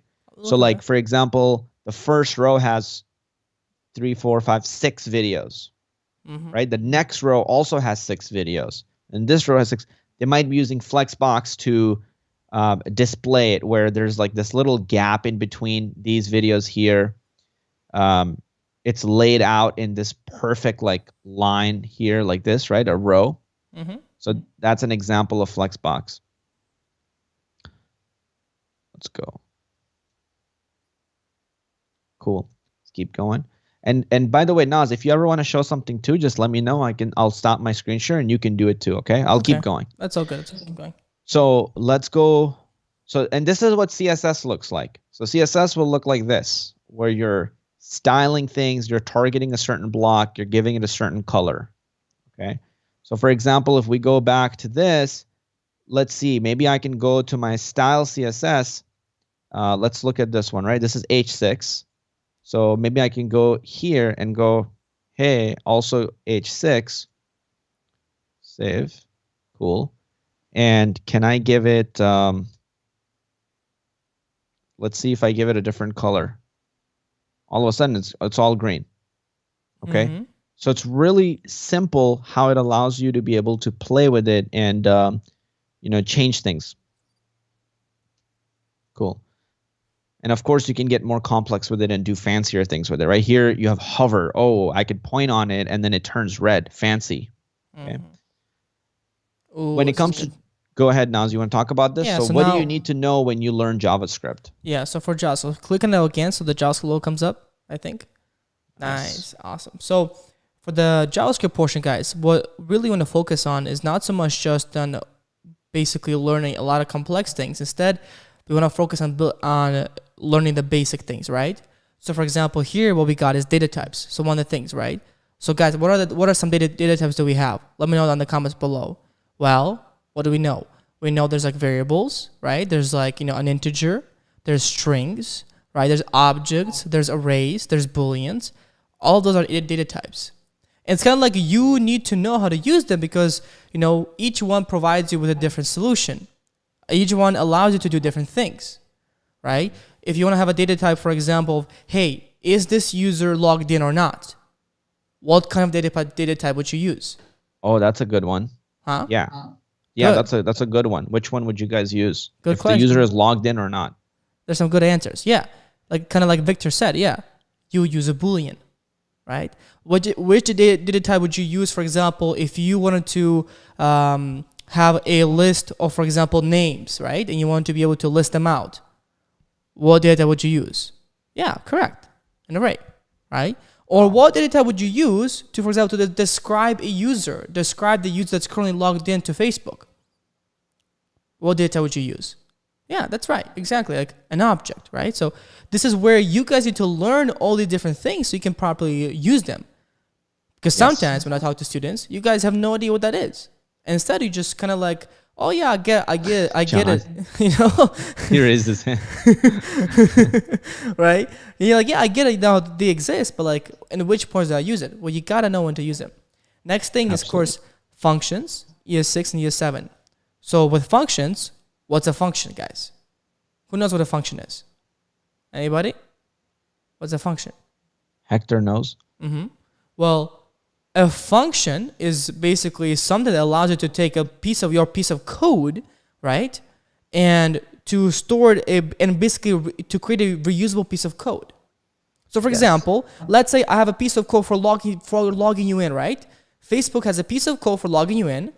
Whenever you click the login button, what do you think it will call? What function? What function? The login function, exactly. Well, let's say you guys want to go, let's take me, for example, as a person. I want to go for a run. What internal tools inside me as a person do I have to go for a run? And what do I activate? Right? What is it? Your legs, right? Your arms, all your muscle. It's like almost like a reusable function, right? Do you know exactly what you need to activate in order to go for a run? It's the same thing here. Next up, DOM manipulation. Now, DOM manipulation is very interesting because what do you see on there, right? In terms of a landing page, when you go on any website, let's say google.com or facebook.com, you see a page, right? But what happens when you, for example, a new post gets picked up, right? What happens then? Or for example, you're on YouTube right now, right? And let's just say that you, right now, for example, you go to, let's see, subscriptions or originals. Let's say you click on originals. Click on originals. There we go. So you can see the left sidebar stayed the same while the right section of this page changed. That's funny. So what happened was, basically, we manipulate the DOM, which is the document object model, which is what the page is. It's the structure of the page. And we said, basically, when you clicked on originals, what do we say? Hey, you know what? The left sidebar stays the same. We don't change the left sidebar look. But the right section of the sidebar changes the content. That's called DOM manipulation. Next up is going to be what? Scope. So scope, I won't go too much deeper, but scope is basically where what? Scope is like, kind of like you have an access to something only within certain parts of the application, right?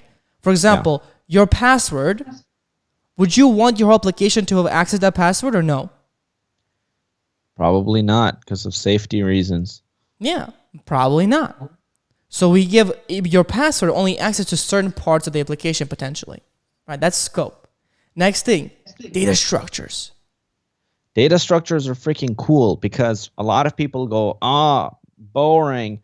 But when you think about The Boring Company by Elon Musk, that is using tons of data structures and algorithms, okay? So also, when you go on Google, that search engine is using data structures and algorithms. If I told you, make a search engine, you would need to use data structures and algorithms. A lot of them. There's binary trees. There's stacks. There's queues. There's linked lists. And the sad part about you guys, or about a lot of students, is that they don't know what those are. Yeah. They skip through them. And in order for you guys because everything else sounds fancier and much more fun. This is like eating broccoli. Like nobody wants to eat broccoli. That's right? a good analogy. Our job is to make a cake, shove broccoli inside of it, and just like force feed it to you. Like here. So that you think that it's cake, but it's actually broccoli underneath the cake, Yeah. It's like a fake painting of a cake. Right. But we know it's good for you, right? So that's the most important thing. Right. It's like... APIs are the next thing up, which are going to be important for you guys to actually learn. Exactly. All right. So that was my timer. Guys, I have to run. Naz is going to be with you for the rest of the time. You guys have been absolutely amazing. Thank you guys so much so far. But guys, there's still a lot more left, okay? So right now is not the time to leave. Right now is actually the time to buckle in even harder, okay? Because there's going to be amazing things Naz is going to be sharing with you guys. Just want to say, love you guys, and keep crushing it, okay? Keep going, guys. Yep, let's do it. Let's do it. Awesome. Sweet. Awesome. Thanks, Qazi. They're like, love you too. All right, guys. Awesome. Sweet. So you guys still see the page, everything, right? You guys see everything, correct? Yes? Beautiful. Sweet, sweet, sweet, sweet. So, Qazi, you can actually now go, if you need to leave Skype, you can feel free to leave Skype. I got myself on here. You got everybody sees the screen? Yes? Yes? All good? Give me a thumbs up, guys. All good? Beautiful. Thank you, thank you, thank you. So currently we're... currently where we're at, where did we get to, guys? Let me see. Where did we get to? Well, where we're at right now is we're currently on this side. Am I right? Yep. Let's go ahead and click on this specific section so you guys can see. Beautiful. Sweet.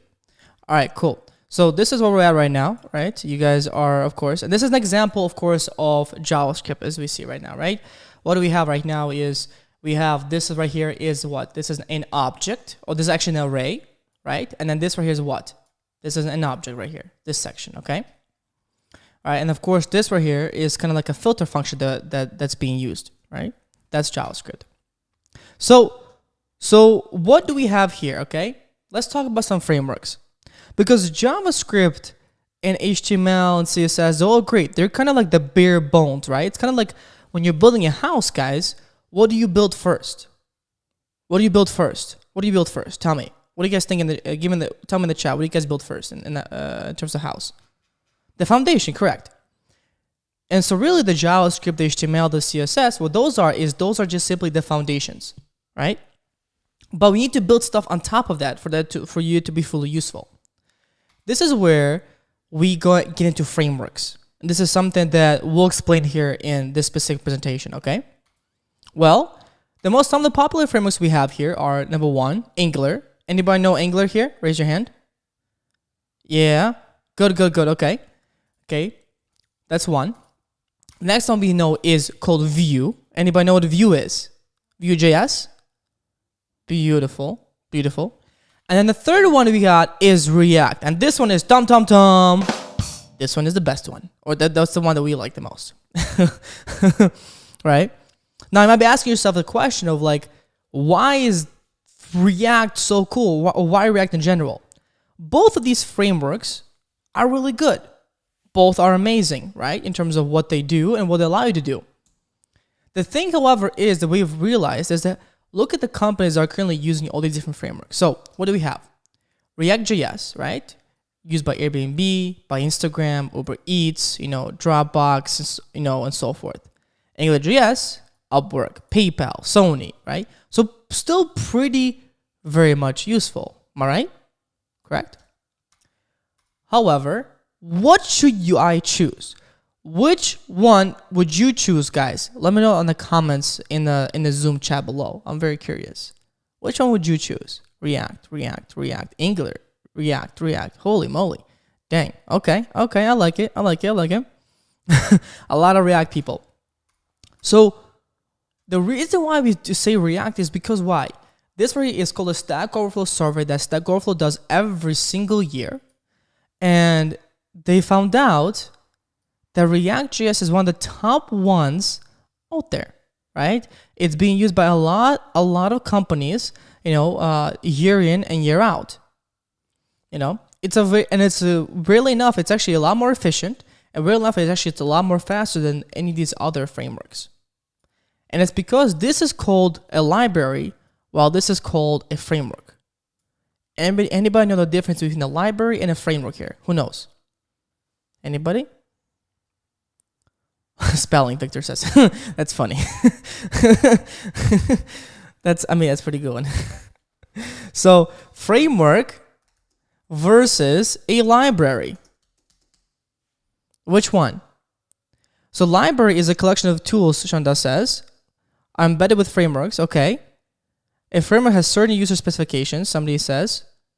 What else? Library is a collection of code. Library. So, good question. So, a library is more bare bones. So, a bare bones built on bare bones JavaScript, and it gives you a lot of basically room to play. So it's a lot very flexible. What does that mean?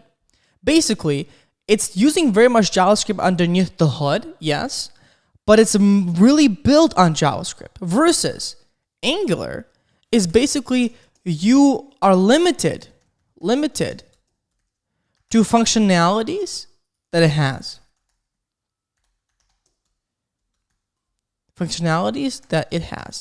It's kind of like the Mac OS system or the Windows system, right? We're limited to the functionality that this has, right? So that's kind of where our framework really come in, right?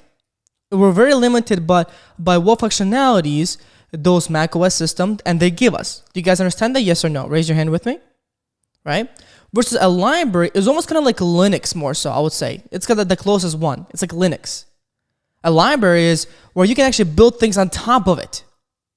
You can build other things on top of React.js because it's using more bare bones, right? So this is where React.js is actually kind of winning because it's very much bare bones, and so it's a lot more efficient. And look at that. Here's some downloads per year, some more data for you on the downloads per year section. You can see, for example, React is very much going up and up and up the whole time. Look at that. Which is pretty cool. Hey, so that means that React for the win, all right? So top 10 companies using JavaScript, of course. We got LinkedIn, very important company. We got Facebook, we got Microsoft, we got eBay, Tesla, Groupon, Netflix, Google, Uber, Tinder, Airbnb, PayPal. Anybody using these companies? Of course. And guys, all these companies are the ones that are using JavaScript, using these technologies like Angular, like React.js, like Vue. Okay? So here's some now resources that we will be using to learn, okay? All right, so let me go ahead and go more. Resources to learn front end. We have companies like Free Code Camp, of course, right? Amazing resource for you guys to learn. There's Free Code Camp. Anybody here learning from Free Code Camp? Anybody here? Nice. Good. We also have Front End Mentor. Anybody has learned here from Front End Mentor? So Front End Mentor is not so much about learning coding, but it's so much they have basically beautiful projects for you guys to do. Who here has trouble with projects? Anybody? Like trouble with like basically trying to figure out what projects to build? Well, these guys actually will be the solution for you. These guys right here, Front End Mentor.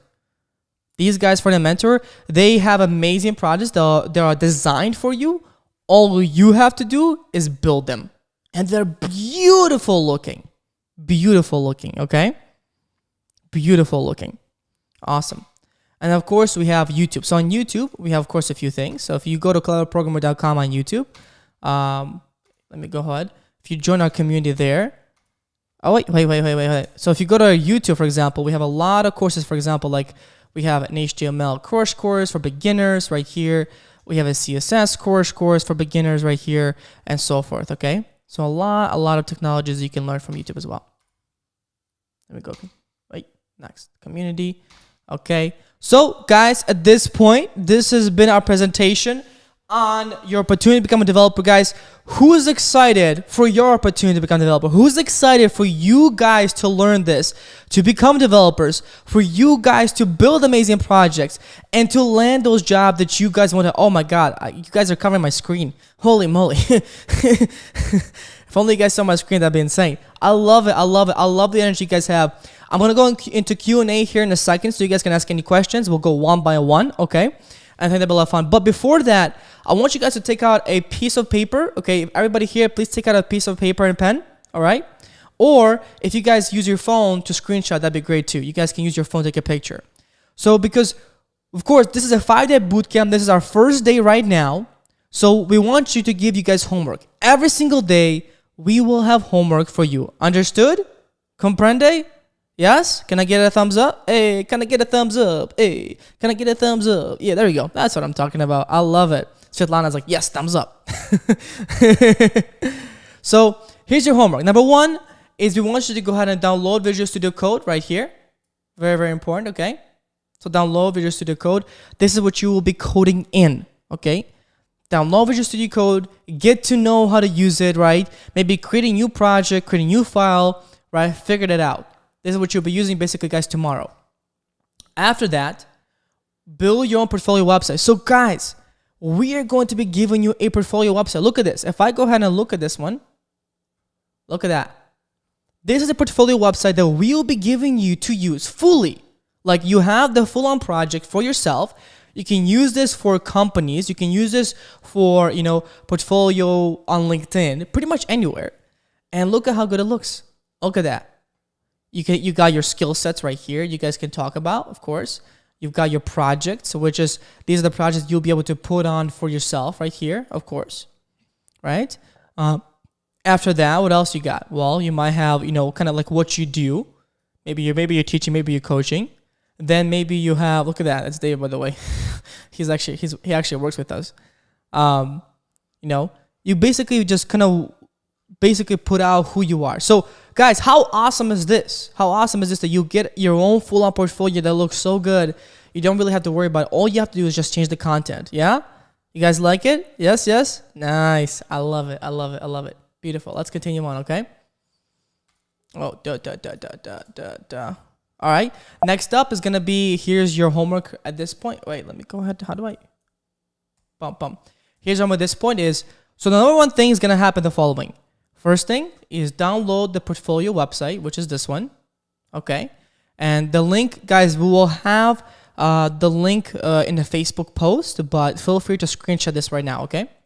So number one, download your portfolio. Very important, okay? Number two, watch how to use a portfolio video. That's number two, okay? That's also. So we will show you how to use it, how to upload it, how to actually make it live, all of that. And then finally, number three, run the portfolio locally on your computer, right? Now, when you run your portfolio locally, what you want to do is first is update your profile photo. So the profile photo that's in there is this one. Of course, you guys don't want to be David here. David, you know, you guys want to be yourselves. I'm guessing, right?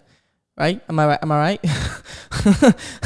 Right? So you want to do that, of course, and then update your experience section. So any section that you want to change on here, just go ahead and change it. You know, you want to change your skill sets, change your skill sets in here. You want to change your projects, change your projects in here, right? Go ahead and just modify the content. And guys, be creative with it. This is the start of your journey. This is where you now showcase what you can potentially do. You start learning. So if you want to change the theme of how this looks like, do that. You want to change the colors? Do that. The more creative you're going to get, the more you'll learn and the more you'll stand out. So who here is going to get creative? Who here is going to try and change things up on their portfolio? Everybody? Hey, beautiful. That's what I like to see. Now, really important, what I want you guys to do is, of course, screenshot your portfolio. Make a screenshot of your portfolio. Okay? Make a screenshot. Upload it as a comment in the homework post on Facebook. Okay? Very important. So upload as a comment in the homework post on Facebook. So we will make a homework post on Facebook. Okay? And what we want you guys to do is to comment down below basically just your portfolio and showcase exactly what you've done. Not only will you get to inspire others, but you will also get to showcase like what you know. And so you get to connect with other people as well. Does that make sense? Comprende? Comprende? Good. And then finally, the last thing that I want you guys to do is the following. Submit your homework on Airtable for us to give you a review of your homework. So that's it. Submit the screenshot to an Airtable link. Again, this Airtable link we will provide you guys in the homework post on Facebook. All right. We will also send out an email. So make sure you guys click on the Airtable link and then provide your homework post. And it kind of looks like this. It'll look a little bit like this, kind of like this, right? So you can see right here. Day 1 homework submissions, your name, your email, your phone number, your screenshot, and your deployed URL if you deployed it online. Does that make sense, everybody? Yeah? Good. Awesome, sweet. Other than that, that's pretty much it. Right now, everybody, I want you guys to go ahead and take a screenshot of this or use your phone to take a picture. Take a picture of you guys so you guys know it. Of course, we'll make the homework post for you. But, you know, for now, I would say just take a screenshot so you guys have it. And let me know when you're done because I'll be in about 10 seconds. I will go ahead and remove this from the view. So you guys got 10 seconds. 10, 9, 8, 7, 6, 5, 4. Everybody ready? 3,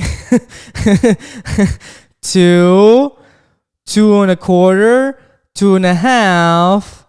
1, 0. All right, let's go. Beautiful. Now, again, at this point, that's pretty much it, guys. Thank you so much. It's been a lot of fun. Let's do some Q&A. Are you guys excited with me? Yes or no? Yeah? Hey, that's what I'm talking about. Hey, beautiful. That's what I'm talking about. All right, guys. So let's go ahead and do Q&A. Now, let's go ahead and see what this is. For those of you who are on YouTube, those of you who are on YouTube, We're gonna be ending this broadcast very soon. This was a lot of fun. For those of you guys on YouTube, thank you guys so much for watching. And of course, those of you on YouTube, we'll see you guys tomorrow, day 2. For those of you who are on Zoom, just stay here for a little bit, and you guys will be able to answer your questions. All right, those of you on YouTube, we'll see you guys tomorrow, day 2, 11 a.m. PST. Okay, awesome, sweet. So let's go ahead and get into questions. Who here has some questions? Anybody have any questions? Let me see. Who has got some questions? Raise your hand, and then we'll be able to unmute you guys. Okay, raise your hand, and we'll be able to unmute you guys. Let me see. All right, sup praise. What's up, sup? Hold on, let me get you. Go ahead, my friend. Unmute yourself. Okay, hi, sorry. Just my biggest thing right now is that I've been trying to join the Facebook group, but it's not like working. I don't know. Okay, that's fine. Just let me know on Instagram. Okay, just DM me on Instagram, and then we'll be able to get you on the Facebook. Okay. What's your Instagram name? Naz Dumansky. Okay. Okay, it's in the chat. Okay, thank you. Okay, awesome. We'll get you in. Awesome, sweet. That's it. Okay, cool. Anybody has any questions? All right, let's say Neo. What's up, my friend?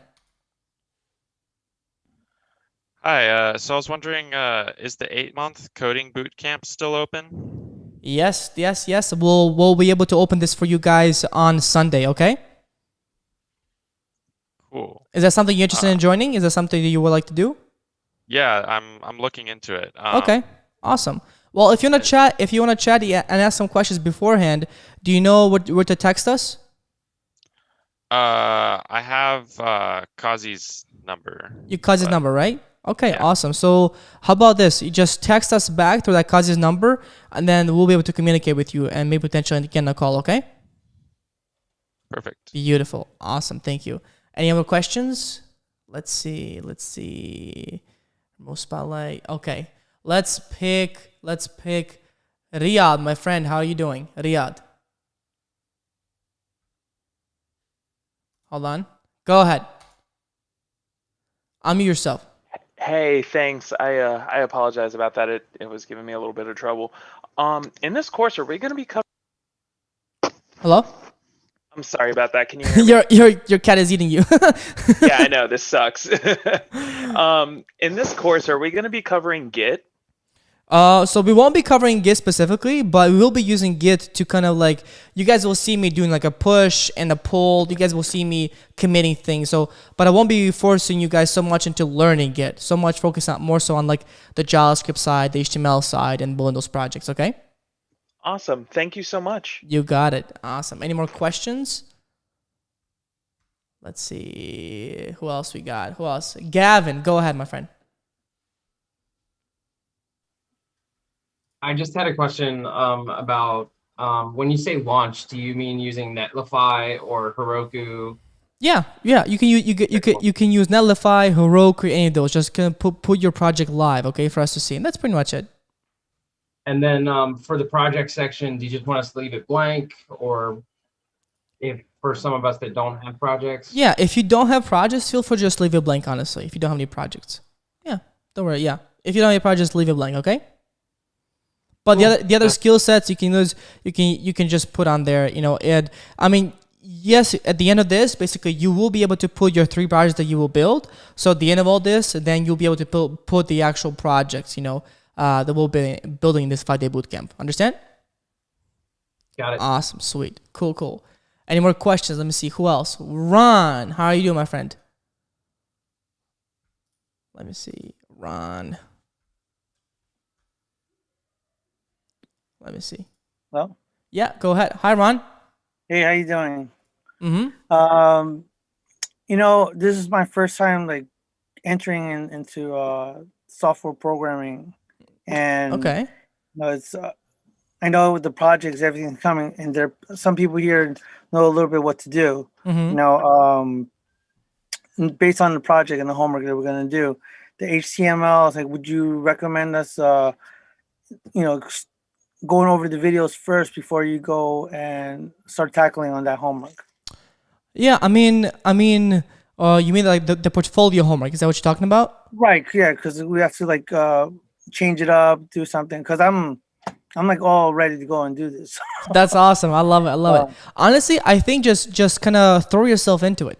Personally, really enough, what's gonna happen is that when you throw yourself into it and you just kind of like, you kind of see things and you see challenges in front of you, you're gonna work backwards. You know what I mean? So you're gonna see, oh dang, okay, how do I start up this project? Well, then you're going to go on Google, search up how do I start this project, and then you get the answers. So you'll be working backwards basically the whole time. So I'm like doing like reverse engineering. Exactly. Which is the fun part of it, just in general as well. Yeah. I'm an industrial designer by trade. Okay. So I do a lot of little manufacturing portion. So I know what you're saying, like, thinking backwards and going sideways. That's cool. And so what, you want to get into coding, is that right? Yeah, definitely. That's awesome. That's awesome. And so like, have you got us on the community and things like that? Say that again? Have you put yourself on the community? Are you in our community list? Oh yeah. Awesome. I'm already part of it. Yeah. Beautiful. Cool. Yeah. Yeah, because I started doing the entering in the route of a software QA, like engineering. So like doing more of the end way, and then see if I work my way up to go into being developing. Nice. So nice. that's like probably the next route. So wait, I'm curious. Why switch? Why the whole switch? I'm just curious. Industrial design. I mean, this is I love it, but at the same time, it's like I feel like I'm not doing a lot of good in creating things. So like I want to do something like that's gonna last. Put my stamp on it, like really hard, on it. That's awesome. I feel like with software, like I could create something new and it's gonna go viral or just stay static, or I'll be able to help out. Yeah, it'll be better, So yeah. That's honestly the best part to all of you guys. The best part about coding that I personally find is like, it's like basically like the way I think of ourselves as developers is literally inventors. Like I think of us as inventors. I'm not gonna lie. Kind of like Einstein level, which is crazy, right? But if you think about it, yes, you're not creating any hardware per se here. But if you have an idea and you create a software that can help a lot of people, yes, you're taking an idea from your head and you're putting it for people to use. Yeah, exactly. Like that's awesome. Am I right? Yeah.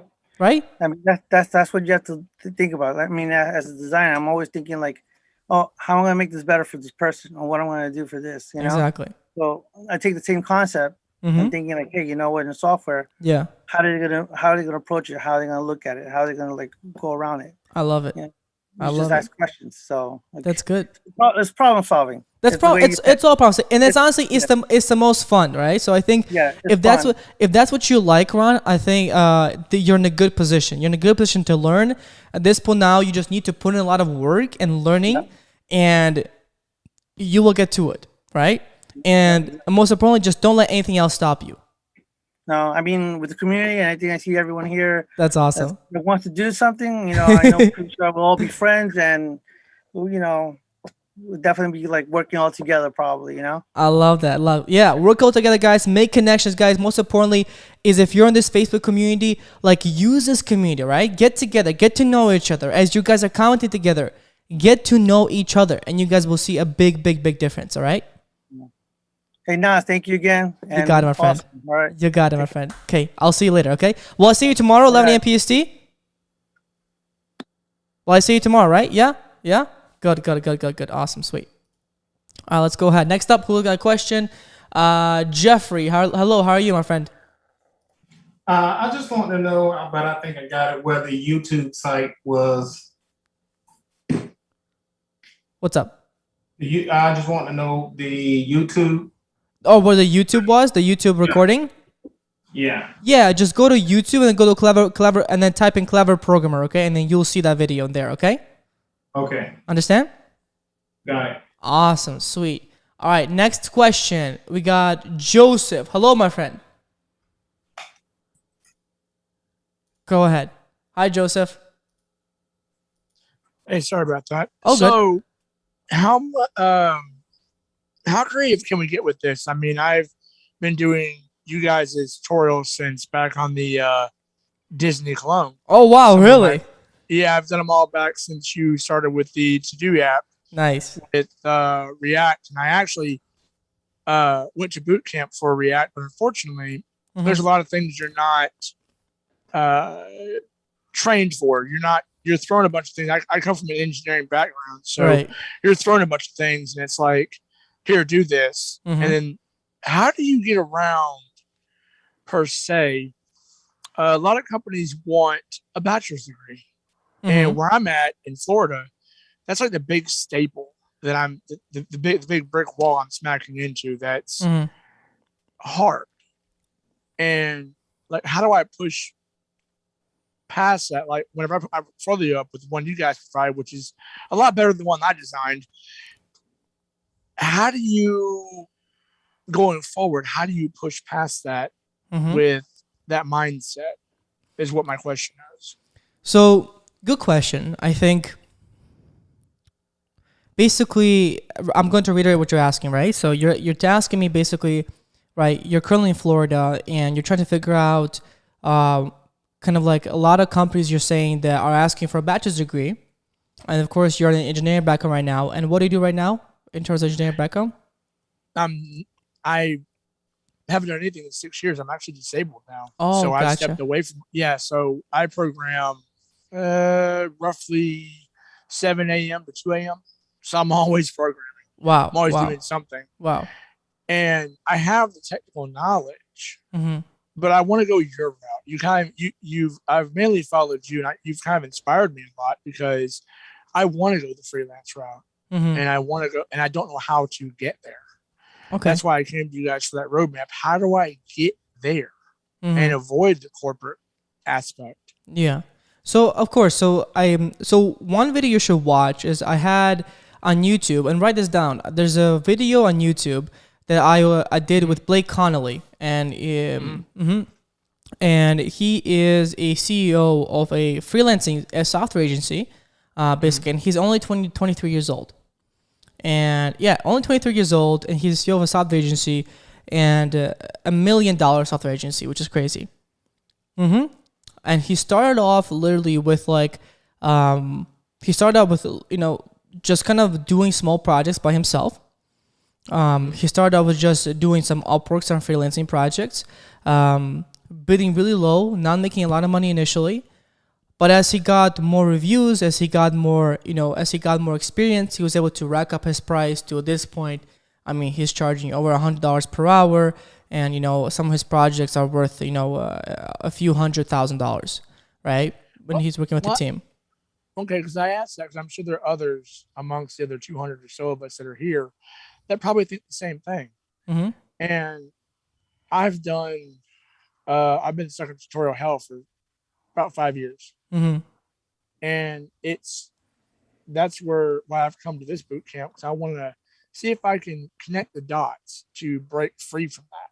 Yeah. Because tutorial hell, if a lot of you guys don't know it, some of you who don't, it's a nasty cycle. It's a nasty cycle. Tutorials, and you're trying to build stuff on your own, but you may lack either the creativity or you lack the direction to get those tutorials or to make your own things. And it's not easy. I mean, I still find myself, I'll design something on paper and I'm like, well, let me go throw it in Figma. Let me go throw it in Adobe XD. Let me figure out, and then you'll get stuck.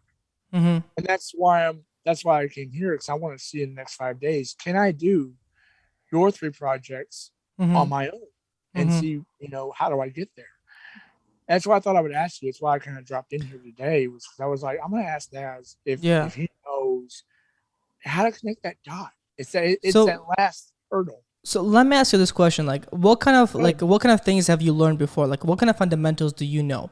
I started with C#, and I worked my way up through JavaScript, HTML5, CSS3, Bootstrap, Material UI into React, ES 6, 7, 8, 9, and 10.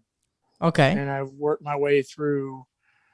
I didn't learn data and algorithms. Okay. Unfortunately, my bootcamp. So Joseph, if I were to ask you one question, if I told you right now, Joseph, can you, for example, if I was to give you a JavaScript problem and I asked you, hey, can you, for me, merge, if I give you 2 arrays in JavaScript, one array called A, one array called B, and they both had numbers in them.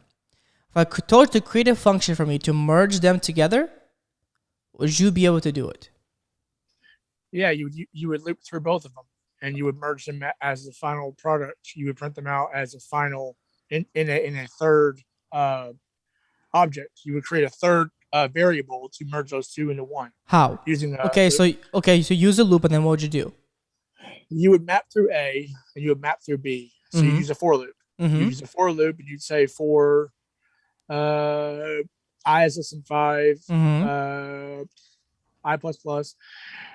If that one, you'd use a map function, you would map through it, and then you would add it. You would print that out, add that variable to the next function with another for loop using the variable k, and so on. And you print those both out with console log I plus k, or whatever variable you assigned those two for loops to.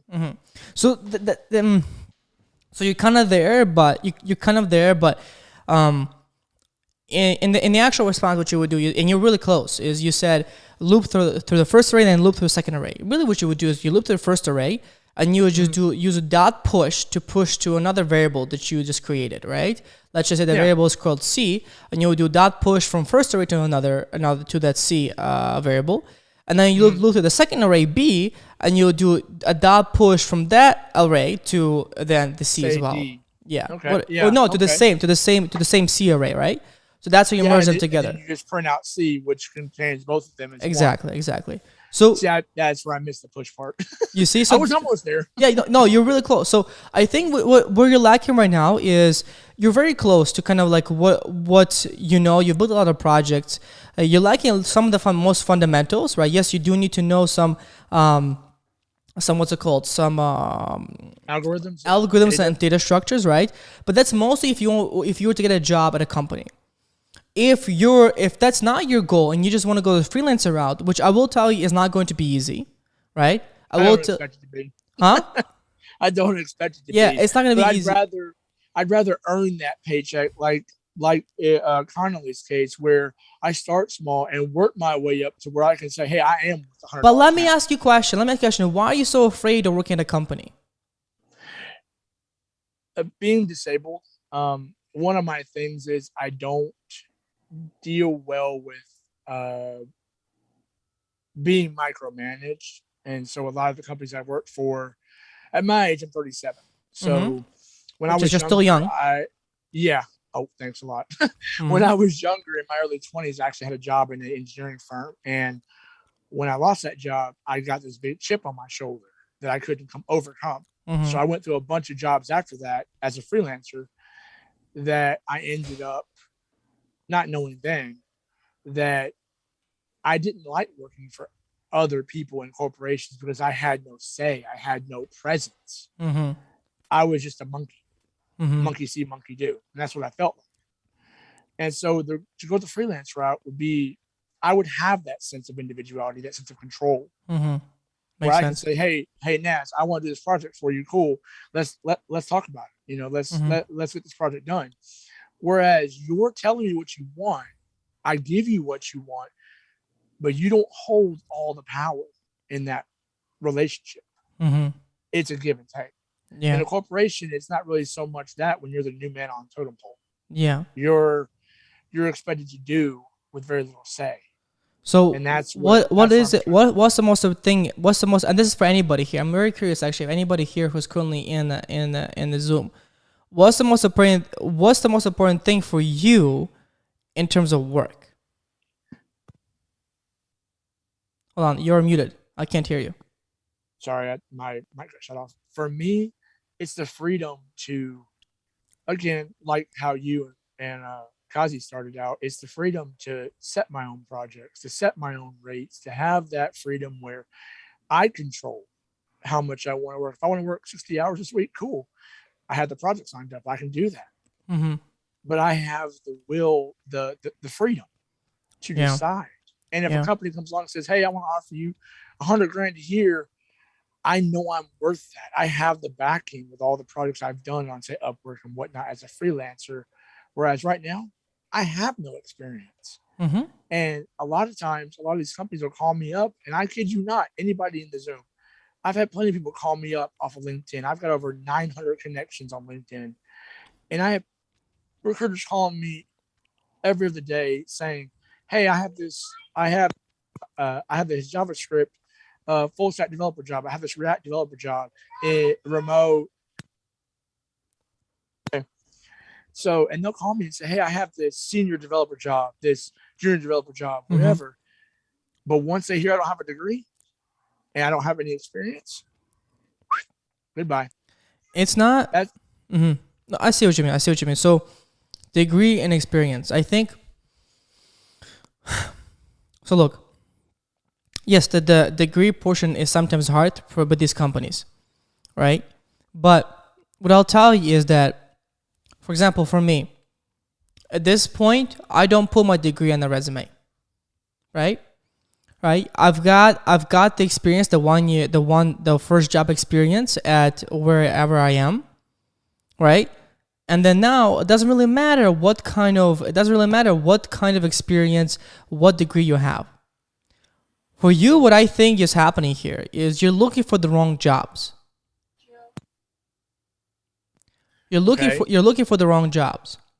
So I think what you could do is, yes, you can start doing freelancing, and you can go that route. That is correct. You should go that route and then try to pursue that route, right? The second route that you should go through, though, is actually going to be the route with, one, finding companies that are more so on the startup side, because those companies give you a lot more freedom. And those companies give you don't really care about the degrees at all. They give zero shits about that. No, I'm not kidding you. They really don't care what degree you have or not. They just want somebody to help them out and actually build stuff. And on top of that, you have a lot more leverage and a lot more freedom to build things that you want, because your say has a lot in that startup company. Because they're the ones coming to you with the whole, I need you to do for me. Exactly. Not, oh, you're just a part of the team. Exactly. You're expendable. Even if that means that you work for free for a little bit. Like, Joseph, you have to be open to that, because I know you haven't worked for the past, I think you said 6 years or something, right? Yeah. You have to be open to even, you know what, hey guys, I'll work for free for you for a little bit. Well, I'm actually volunteering with Inkscape right now. Beautiful. Doing, Django. So, and they've already said, they want to talk to me about an apprenticeship, which is great and all, but Django is not my forte, but I don't mind learning it. And I'm open to giving up my time. I'm okay with that. Yeah. It's just, I don't want to be taken advantage of. Yeah, I get it. I totally get that. And this is where you learn how to set your boundaries, and this is where you keep your options open. Because I still plan on finishing y'all's boot camp for the 5 days. I mean, I still want to do it anyways. Yeah. It's just more experience. Yeah. And the homework just gives me something to do. Yeah. But how do you, and I'm sure the other people in the Zoom might see it as well, but how do you avoid getting hit with learning a million things at once? Like, for a lot of these people who don't know programming, HTML, CSS, JavaScript, those are fundamentals. Yeah. But how do you not get sucked into, we're going to learn React, we're going to learn Python, we're going to learn Django, we're going to learn. You focus on one. Focus on one. But it's really not. It's just discipline. It's discipline. Well, it's literally just discipline, because Joseph, the thing is, if I was to give you tips, I would give you a tip. But the thing is, like, for example, the tip for you would be like to find somebody who keeps you accountable. Might that be a mentor or somebody else? Because somebody people do need for that, right? But it depends on how good you are with money. Like, for example, if you can't spend money on yourself, then you can find a mentor that will keep you accountable, make sure that you don't sway outside the box. And that's maybe something you need. That's more or less like if you were to say, "Hey Joe, I need a HTML website by tomorrow morning at 11 a.m." And you call me at 10 o'clock. Are you done yet? Or if I get stuck, I can talk to you. See, that's what I'm looking for, is more of a mentor, but I haven't found any that. That's the hardest thing. Yes, like, without you trying to really talk about the opportunity of, within working or within Clever Programmer, right? That's what we do help our students with, because I'm not trying to sell you on that. That's part of one, right? Though, like, yes, we do offer that ability, right? Of course, especially as we get towards the end of the bootcamp, we'll talk about that. But yeah, for those people who do need some little more discipline, this is where you might need somebody else's help, right? And if you think that, you know what, I can't afford somebody else's help, then you just need to sit your butt down and write down things and just fucking do it. Yeah, that's a lot of people probably can relate to that. Yeah. Honestly, other than tutorial hell, I'd say, and maybe I'm wrong, but I'd say that's the hardest thing. That really is the hardest The discipline, thing. yeah. Just sit down and just do it. This is where, you know, a mentor is so important, and a structure, right? Like, for example, when later on when we talk about the bootcamp that we have, for example, you guys are able to potentially join. Yes, the thing that a lot of our students are requiring when they join is a structure. Right? You right now go from tutorial to tutorial because there's a bunch of like tutorials, and you know, you don't really know what your structure is. You don't have a problem roadmap. Am I right? Yep. Exactly. Yep. So go ahead. Even with the boot camp, it's still, and I'm sure I think Gavin's is still in here, and there's a few others that are in boot camps like Flatiron and whatnot. Unfortunately, even my own, a lot of them were you're on your own pretty much. That's unfortunate. If you were like part-time, basically you watch your videos, you do the stuff on your own time, and or if you were full-time, you had to look up everything. And it's all the things you could have done without going to the boot camp. Yeah. And that's where a lot of us grads are stuck. No, I get it. Yeah, this is where you know, you have to find the right opportunity and the right person to get you. You just need to keep searching. Like, well, sorry to bug you with a loaded questions. I'm sure everybody else has other questions that are more important. Yeah. Well, no, it's not that's more important. No question is more important. I think these are all good questions that definitely relate to a lot of people, right? I think, you know, the answer to this question is just simply like, we just need to get disciplined, get really disciplined, and don't let yourself get swayed by other focuses, right? Oh, this is Vue.js is so good. Oh, AngularJS is so good. No. If your focus is front development with JavaScript and React.js, you stay focused on that and only that, right? If you find something, exactly, if you find something where you have a structure, right? A structure where they give you structure and you have to follow it, follow that, right? So if you have the ability to invest yourself to do that, right? That's what I'm doing right now is I'm trying to sit down and like my wife would tell me is that I'm always doing what everybody else wants me to do. And now I'm just going to sit down and do what I want to do. Become selfish. Yeah, that's what she's basically saying. Be selfish and do the projects you want to do the way you want to do them. Yep, exactly. Somebody will come along and say, hey, I saw your projects. What do you do? I like that. Exactly. That's it. Anyway, I'll let you get back to the questions. Awesome. Joseph, awesome. Thank you so much, my friend, okay? And, I'll see you tomorrow. Yes, see you tomorrow, 11 a.m. PC, okay? All right, we'll do. Beautiful. We'll okay. Crush it again. Bye-bye. All right, awesome. Who's next, guys? Who's next? Who was another question? I think we had... Hi, Azam. How you doing? Yo, what's up, Naz, bro? Yo, what's up? How you doing, my friend? Do you remember me from the last bootcamp? I remember you. How are you? Good, awesome. I actually completed my portfolio. Nice. You did? Awesome. Sweet. That's really cool. Do you have any questions for me, my friend? Not really any questions. Okay. Should I drop the link in the chat? You got your portfolio? Yeah, drop the link in chat. Sure. Yeah, it's that trash Firebase link. Gotcha. All good. Yeah, that's really cool. I remember you from the last time. That's really awesome. We have and how old are you again? Say again, Azam. 8 years old. 8 years old. This guy has built so many projects now at this point. It's insane. That's awesome. I love it. Did you drop the link or no? Yeah, I didn't drop it yet. Wait a sec. I just need to validate the link. All good. Sorry, all good. I check everything before to see if it's right. And I'll get to all your guys, and I'll get to all your questions as well, guys. Okay. And guys, of course, if you want a question, of course, feel free to raise your hand or put in the Zoom chat if you have a question for me. Okay. And I'll be able to get you. And if you do have a question, make sure your camera's turned on because I don't want to talk. I don't want to it gets weird when you're just talking to a black box, I dropped the link so it only goes to you, so you'll have it in the chat. I don't see it, my friend. Oh, it's like that link. Okay, let me see. Can I use that link? I think you'll have to copy paste it in your browser. Let me see. Maybe we see it.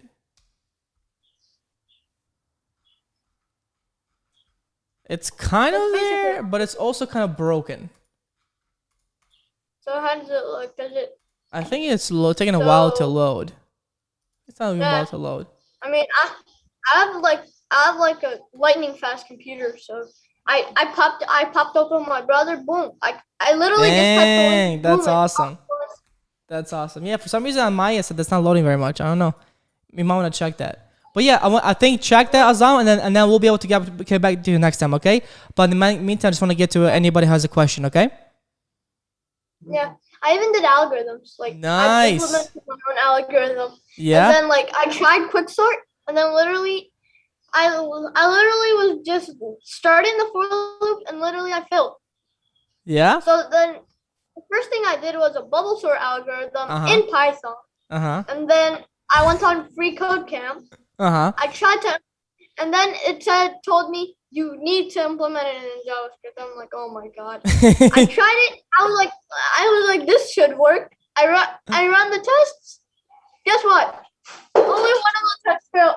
All the tests passed. Nice. Except for one. That's awesome. He's the That's greatest awesome. reporter. That's awesome. Well, keep trying, okay? Keep working it, okay, my friend? Okay, awesome. Good job, Azam. Keep doing what you're doing. I love it, okay? Yeah. Awesome. Who else has got another question, guys, okay?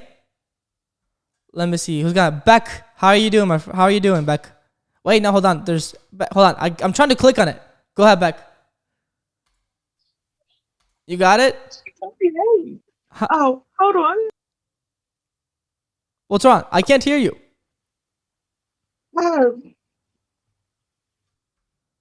Hello? Can you hear me? Yeah, now you're good. Go ahead. You can talk now. I can barely I can barely hear you. You got some weird sound. Like, are you somewhere outside or no? No. Oh, now I can hear you. There we go. Can you hear me now? Yeah, I can hear you. Okay, there we go. It must have been my headphones. Okay. Oh, it's so adorable. Do you need to know like UX UI design as a full stack developer? Do you need to? No, you really don't. You don't need that does not need to be your full-on priority. Though as you start to build more applications, you start to get much better at it, because as a front developer, you actually will be working a lot with UI UX designers, and so you will start to get a hunch of these UI UX designs, right? And you start to get more understanding, like, okay, well, this looks good, and this looks good, and this looks good. Though most of the time, what happens is you'll have a design in front of you, and then you'll be able to and you'll have to know how to make it real, basically, on the web page. Does that make sense? Yeah. Awesome. I know I've been like cloned a couple of things, but I've not. Design is just, it's not my thing. No, don't worry about it. If you focus on just taking any design and then building it, you're good. All right. All right. I like it. I like it. Beautiful. Awesome. Next question, Hector. How you doing? How you doing, my friend? Hey, I was wondering. Oh shoot! What's up? I forgot my question. It's all good. Happens. Oh, hold on. Come back to me in a bit. All right. I'll come back to you in a second here. Are you sure you can think about it for a second here? No? Wait, did you get it? I remembered it last second. Okay, go. So, if we get into the 8-month program, would you help us find a job afterwards? Yes, we will. Oh, you would? Yep. Okay. That's what we do. We actually partner up with recruiting agencies to help you with that. Oh, that's really nice. All right. Thank you. Makes sense? Awesome. Yeah. Awesome. And what do you do right now, Hector? Right now, I'm just saving up money to go to college. I already graduated high school in 2020. Nice. But I had to take a gap year because I'm not that rich. So. Gotcha. Okay. All good. And so are you working anywhere right now or no? At all? I took a part-time job in order to save up money a little bit. Yeah, nice. That's good. That's good. And so, do you want to go fully to college, or you kind of want to go a different route? Well, I'm kind of exploring my options. College is an option, but again, it's expensive. So if I can find a way around that, okay, and just like get a job like straight up with that, okay, I'll take anything really. All right, awesome. Well, I'm excited to have you here. Hopefully, we'll see you in the bootcamp. Okay. All right, thank you. Okay, my friend. Good. Next question. Let's see who else got a question. Heber. Hi, Heber. How you doing? Wait. There's so many people. Wait. Oh, there we go. Add me to a spotlight too. Hold on, where am I? Where's Naz? Did anybody see where I am? Okay, thank you. All right, go ahead, Heber. I can't hear you though. No, I can't hear you. No, change your microphone maybe. Nope, can't hear you. Can you guys hear? There we go. Nice, awesome. Okay, awesome, sweet. All right, so I got a question. So this the 5 days that we're doing, right? So I'm also on your clever programming where I'm in front of the dashboard learning web development by building projects. Nice. What do you think I should focus more on? The 5 days or that, or do I do it simultaneously as well? Wait, what dashboard? Where are you at? What do you mean? The clever programming site. Which where it says learn web development by building projects. Projects. there. No, focus on the 5-day bootcamp for now. Okay. Got it? Right. And then of course, and then later on you can focus on the learned by building projects. Okay, cool. So that's afterwards, basically, right? I mean, for some people they do it at the same time, because like that learn development building projects has some good substance to it, has really good like basic fundamentals you guys will get to learn, right? And so for example, if you're waiting right now for tomorrow, just go through a few videos and yes, do them. Yeah. It looks interesting. I already have some experience when it comes to that. I actually took a boot camp literally a couple months ago. So really? wasn't quite what I was looking for. Why is that? Why is that? I just feel like it wasn't the passion wasn't there by the instructor. Yeah. That's always what gets you, huh? I felt like I was inside a college class and yeah. they were just lecturing, but they weren't really answering the question. Gotcha. So let's give this a go, you know. Yeah, I know. Are you currently working anywhere or no? Yeah, I'm an assistant manager at Whole Foods. So. Oh, okay. So you're assistant manager, and then why do you want to get into coding? Curious. Yeah, it's always been my passion, honestly. Really? Yeah, creating something out of nothing. I was a big Tron fan when I was younger. Tron fan? Did you said? Yeah, Tron. Have you seen the movie Tron, but the original? I've seen the movie Tron. Yeah. Yeah. So I was a big fan about that. So that's something I always dreamed of doing. And at the beginning, when I first went to college, because I dropped out of college, I was majoring on life science. My mother was a doctor in her country, so it's something that I just wanted to do just to make her happy. But that's really cool. Was my passion, so I just dropped out, focused on what I'm working on right now. And I told myself that once I save money, I'm going to go back to what I'm really passionate about. I mean, you can tell, like I've been practicing now. I love that. I love the stuff behind your thing. Yeah. So, it's something that I really am looking forward to. So I'm excited about this. That's cool. Well, I'm excited to have you here. And then I'm sure you'll learn a lot of things here. Okay. Yeah. Thank you, man. Okay. And I'll see you tomorrow at 11 a.m. Okay. Sure. Beautiful. Bye. All right, bye-bye. All right. Next one. Who we got? Masuhami. Is that right? Go ahead. Wait. Go ahead, my friend. Hey guys. How are you doing? Good, doing good. How are you? I'm fine. I have a question that where can I deploy my website securely without paying any money? Netlify. Sorry, can you Netlify. Netlify. I'll put in the chat. Okay. So Netlify. Let me see. I'll put you guys in the yeah. Netlify is gonna be a good one for you guys. Okay. Thank you. And the other question is, if I join 8-month course, then what I have to pay for that? How much I have to pay for that? We'll talk more about that kind of we'll talk more about that on Sunday. For now, it's to just stay focused on the bootcamp, and then just take a look at kind of like if it's the right term for you. Okay. Okay, that's fine. And if you told that you guys will help us to get job after that bootcamp, right? But if I move to Canada or other country, then Are you guys still? Are you currently in USA or where are you at right now? Yes, right now I'm in USA, California. But in 2022, I may be in Canada. I will maybe in Canada. Okay, so you might be in Canada. That doesn't matter. Yeah. That doesn't matter. We have students who are in London. We have students who are in Canada. We have students who are in Iran, and we help them get jobs through there. Yeah, it doesn't matter as long as the most important thing is to teach your skills, and then the jobs will kind of come through you. And of course through us by helping you. But yeah, most important is going to be the skills that you get to learn, and then of course we'll help you get the job. Makes sense? Thank you so much. And you guys are doing really very good. You are just pointing a way how to become a developer. That's really very great. Thank you. I'm searching this for many months. And what do you currently do? I'm an intern as a software developer in one startup company. Really? Yeah. That's awesome. And so like what do you do there? Like a front developer, back end developer, or what? The Angular developer, even using a Firebase for authentication and doing a Google Cloud for deploying websites. That's cool. That's awesome. I'm just curious, why did you think that what was the goal with joining like an 8-month course? What was the goal for that?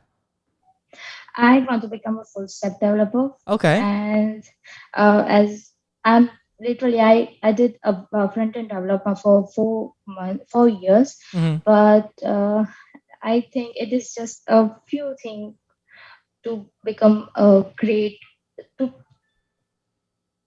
It's not my career, right? I want to become a full stack developer. Front end is nothing for me, right? I'm thinking it's okay. I like it. Yeah. I think what you're doing right now is great. Is you start out with a front end, and so like the next step for you to learn in the back is gonna be like the back end, so to makes you like a full stack developer. So I think you're in a really good path, and of course you already have a startup job, which is great. That's actually how I started at a startup company, and then so the opportunity there at that point is just pretty amazing. Yeah, but that you guys told in the class that JavaScript is very important. Yeah, I think I'm still lagging in JavaScript even after having 4 years of experience. Wow, 4 years? What are you doing here? I'm just kidding. No, just for front-end developer, not a back-end developer. But still, I'm thinking I'm not a pro in JavaScript. Still. I love it. That's awesome. Well, I'm happy to have you. You have an amazing smile, and it looks like you have an amazing energy, okay? Yeah, just enjoy it, be in the community, and we'll see you tomorrow at 11, right?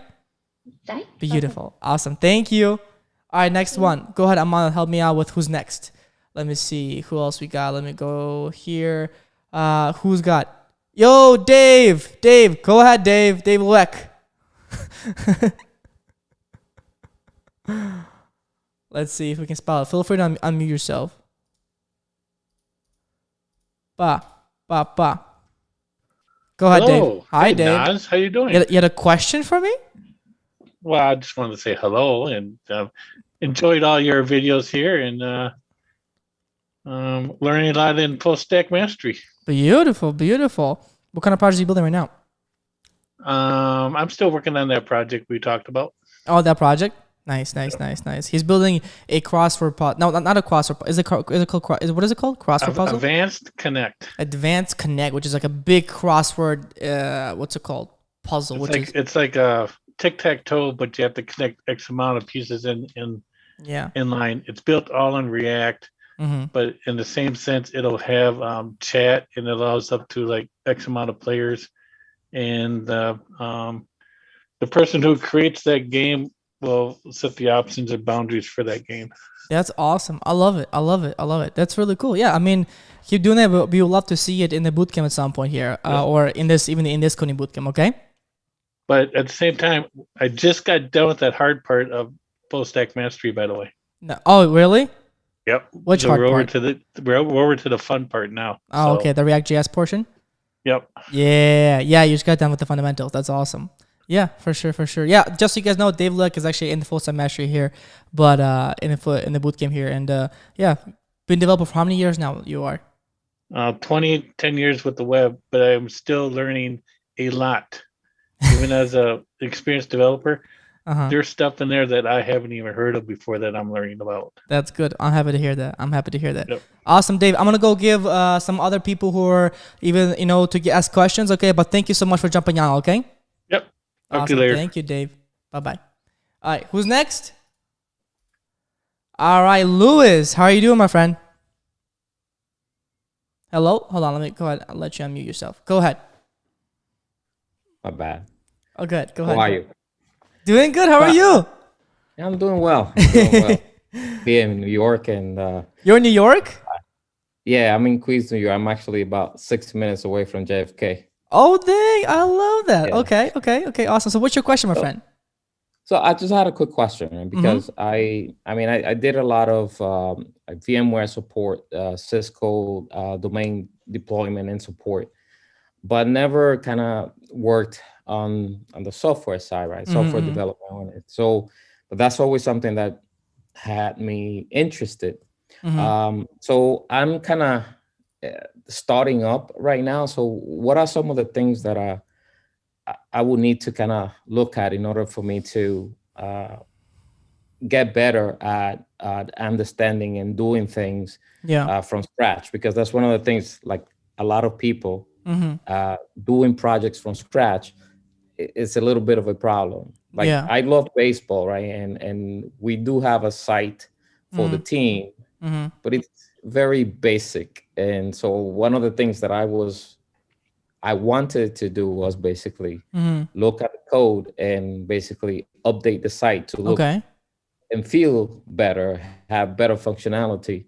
And so what are some of the things that I could do in order to improve myself to move forward with that? Good question. So let me first ask you this question: like, why do you want it to go into coding? Because right now, what did you say you were doing right now? I was doing a lot of VMware support. And do you work at a company? Do you work for a company right now? No, all the jobs, they moved them out to either Texas, India, or UK, and I was not moving out there. Oh wow! Because I have family. I mean, I have one kid already out of college, but my daughter still has 2 more years of college. So I opted to take a package instead. So I wanted to do this because it gives me a lot more flexibility as far as where I can work with. I can work from anywhere. Yeah. If I do something like this, I love, technology, but this is something that I think anybody can do from anywhere. It doesn't matter where you live. Right. So it gives you more that time for you to spend with your family, but also, do the things that you like to do. And that's something that I love to do.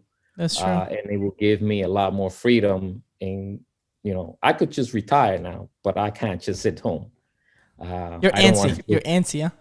You're like, I can't sit home. I need something to do, right? So, Gotcha. And that's something that's interesting. Gotcha. And, I love baseball, and I wanted to kind of help the team to even improve the site. Nice. How it looks, and start working on different projects moving forward. Okay. But that's one of the things that I wanted to do, and I want to get really good at it. I do have a lot of time on my hands, so I can. So one of the things I want is more or less have an idea what things I can focus on in order to get better at it and move forward from there. So good question. I think for you to number one is I think you're in a good place right now with, for example, even kind of being in this community, right? Where we will give you some structure around these next 5 days. But after these next 5 days, I think if you're going to focus on the front end, for example, then yes, you want to focus on, for example, these technologies like HTML, like CSS and JavaScript. Most importantly, what you want to focus on is learning those kind of fundamental parts of the coding portion, right? So you kind of want to get yourself really, really good with, different types of, problems that come with, with coding, right? Now, the question might be, okay, well, where do I see those problems or where do I get those problems, right? A few things. The way you get those problems is actually by, for example, just kind of how you said, looking at the project that you had, which is your baseball project, right? And actually looking to fix it, right? And figure out how to do it. You know, like this, the learning process here is almost like have havoc a little bit here sometimes. You know, sometimes doesn't have to be so structured. It doesn't have to be so point by point by point. Instead, it's sometimes can be more on the side of, okay, I have a problem ahead of me. Let's figure out how do I solve it? So for example, go ahead. No, go ahead. So for example, in your case, if you, for example, have a website in front of you and you're like, okay, well, I'm gonna update it. Here's my process. How I would look at it like that. I would say, okay, so how do I want to update my site? So the first question I'll ask myself, how do I want to update my site, right? And I will literally draw out things that I want to change to it. I will literally take a piece of paper and I'll draw it out in terms of how do I want it to change? How do I want it to look like? Okay. Right? So that'd be the first step I would take, okay? That gives me some visual around what needs to happen. Okay? Then the second thing that I would do after that point is, okay, so I've got that visual now at this point. I would actually, I don't know where your site is, for example, loaded. My next goal would be, okay, how can I get a hold of that site and how can I get a hold of that code? Right? So that would be my next task. Okay, so my next task is like, okay, well, I've got this website that's currently there. Where can I see the code? That's your task number 2. My task number 3 at that point, okay, great. So now do I have that?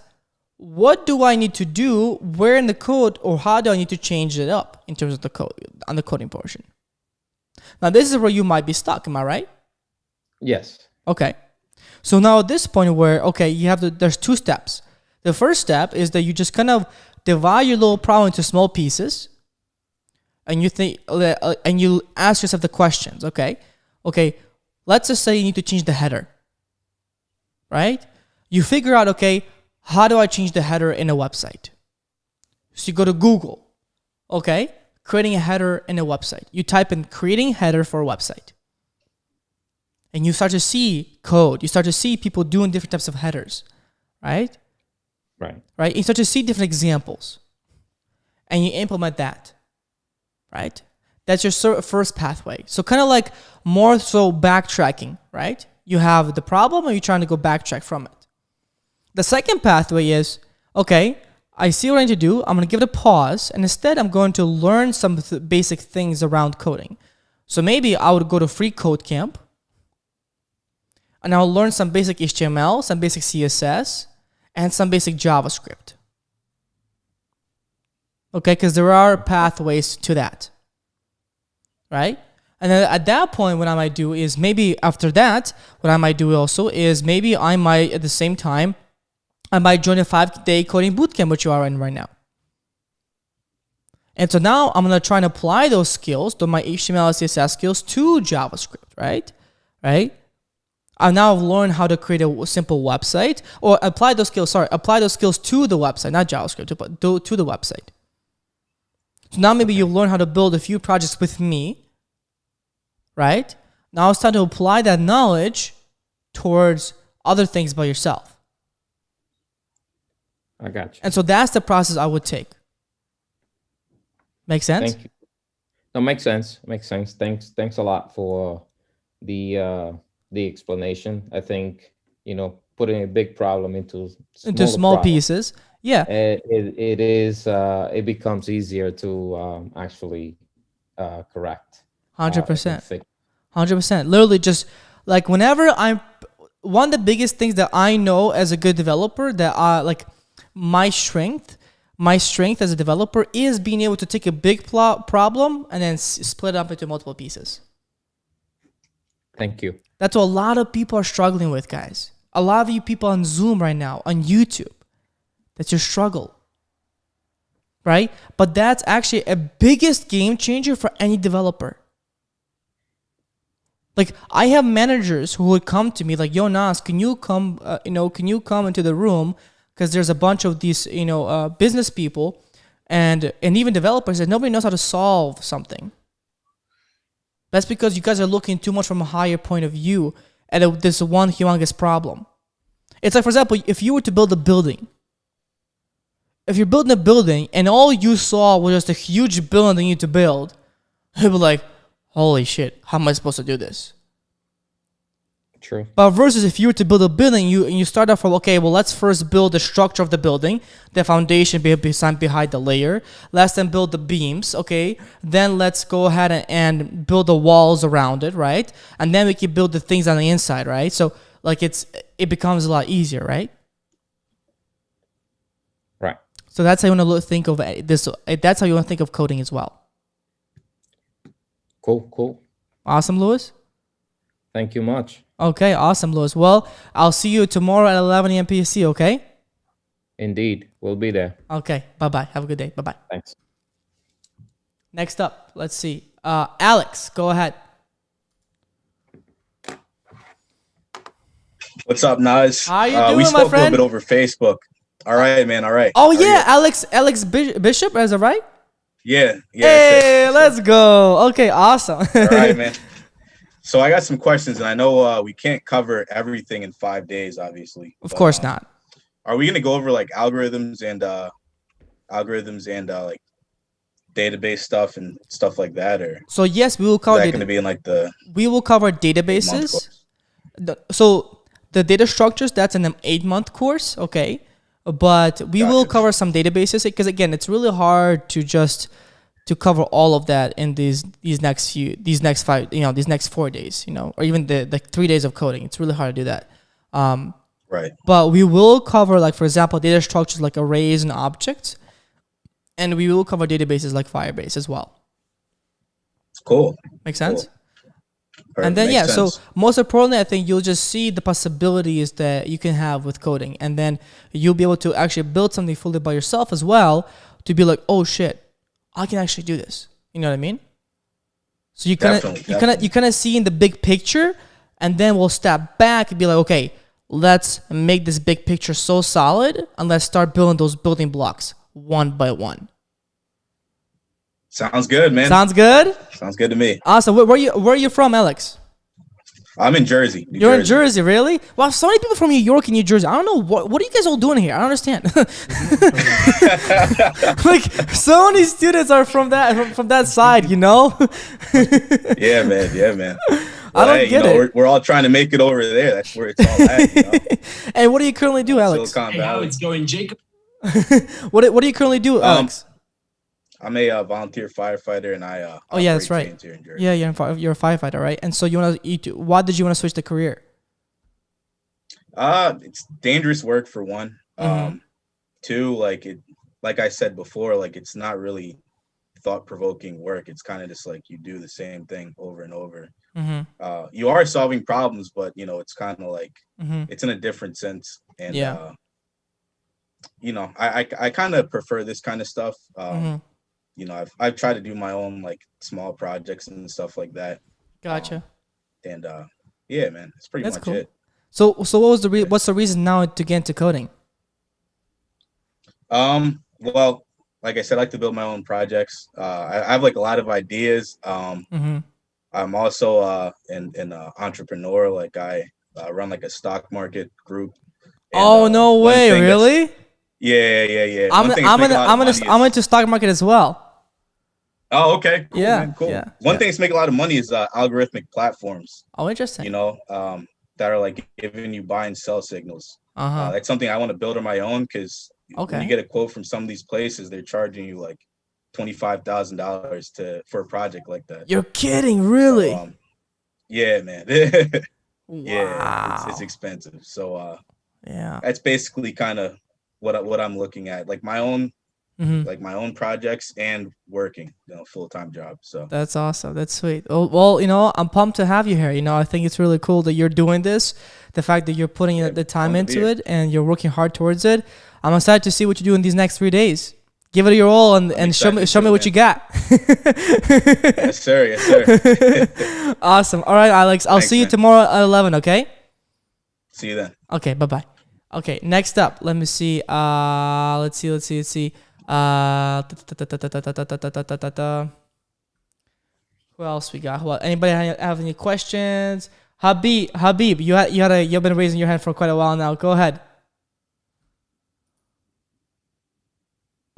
Hey, how you doing? Doing good. How are you, my friend? I'm good. I'm good. By the way, guys, wanna... as you guys come up, just say where you're from and then say your question. Okay, go ahead. Oh, okay. So I live in Elgin, Illinois, like Chicago area. Okay. Yeah. So I'm a college student, community college. Like I wanna get a bachelor's degree in computer science. Mm-hmm. But I currently work at a warehouse, so like I don't really like it. And wait, hold on. 1 second, hold on. How do I remove share screen? Thank you. Okay, thank you. All right, go ahead, Habib. Yeah, like I said, I currently work at a warehouse, and I don't really like it. And towards the fall semester, I don't wanna work at a warehouse anymore. Probably do like some freelancing, so I could focus more on school. Because I have like a sponsorship right now for school, so but I just need money. Sponsorship from where? Sponsorship from where? Oh, I have someone from my because I'm Muslim, so like there's a man at my masjid, at my mosque, who's trying to sponsor me for school. So but I need time like to study, so I don't want to like spend, because I work 8 hours, so I don't want to do that anymore. So I've been studying on my own. I think I'm pretty good at HTML and CSS, but like the JavaScript is just giving me like a little bit of problem. This is and then okay, awesome. And so what's your question? What do you want to know? So first of all, is like this homeworks, like, so according to what is it Qazi was saying? Yeah. Like all we just have to do is change the picture and and like the skill, right? Yeah, the skills and the picture and any other information that pertain more so to you. Oh, okay. And another thing is like with this 5, because I'm just trying to get some practice in. Okay. You know, maybe see if I could understand JavaScript more, because I'm currently learning from like a book. Like okay. This book right here. It's not a bad book actually. Yeah, like it's pretty good, but it's boring. I'm kind of, and another thing is I'm kind of scared. Like I don't know, should I say scared, or I'm like, maybe when I'm done I might not be there, or when I'm done with the book, because I already finished up to like almost 400 pages. But then it's like, I don't know, I'm trying to get some practice in with you guys, so I don't know, do you think I'm gonna be like okay with this by these 5 days, like if I put in the work and then get some practice in? Or let me ask this question, right? So it's what you're looking for is just permission, right? Do you believe that you'll learn, or that you will be okay?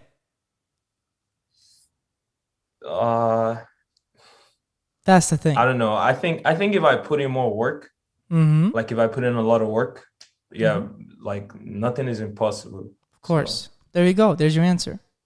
There's your answer there, my friend. But yes, at the end of these 5 days, you will have 3 projects. All they're going to use HTML, CSS, and JavaScript. And so, yes, of course, you'll be a lot better. But it doesn't stop there, right? Well, a lot of you guys need to understand is that you cannot you cannot rely on HTML, CSS. 4, 2, somebody calling? What is this? What's the name? 4, 0. That's not me. It's not you? Okay.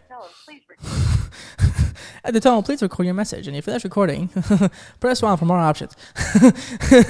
So, but yeah, I think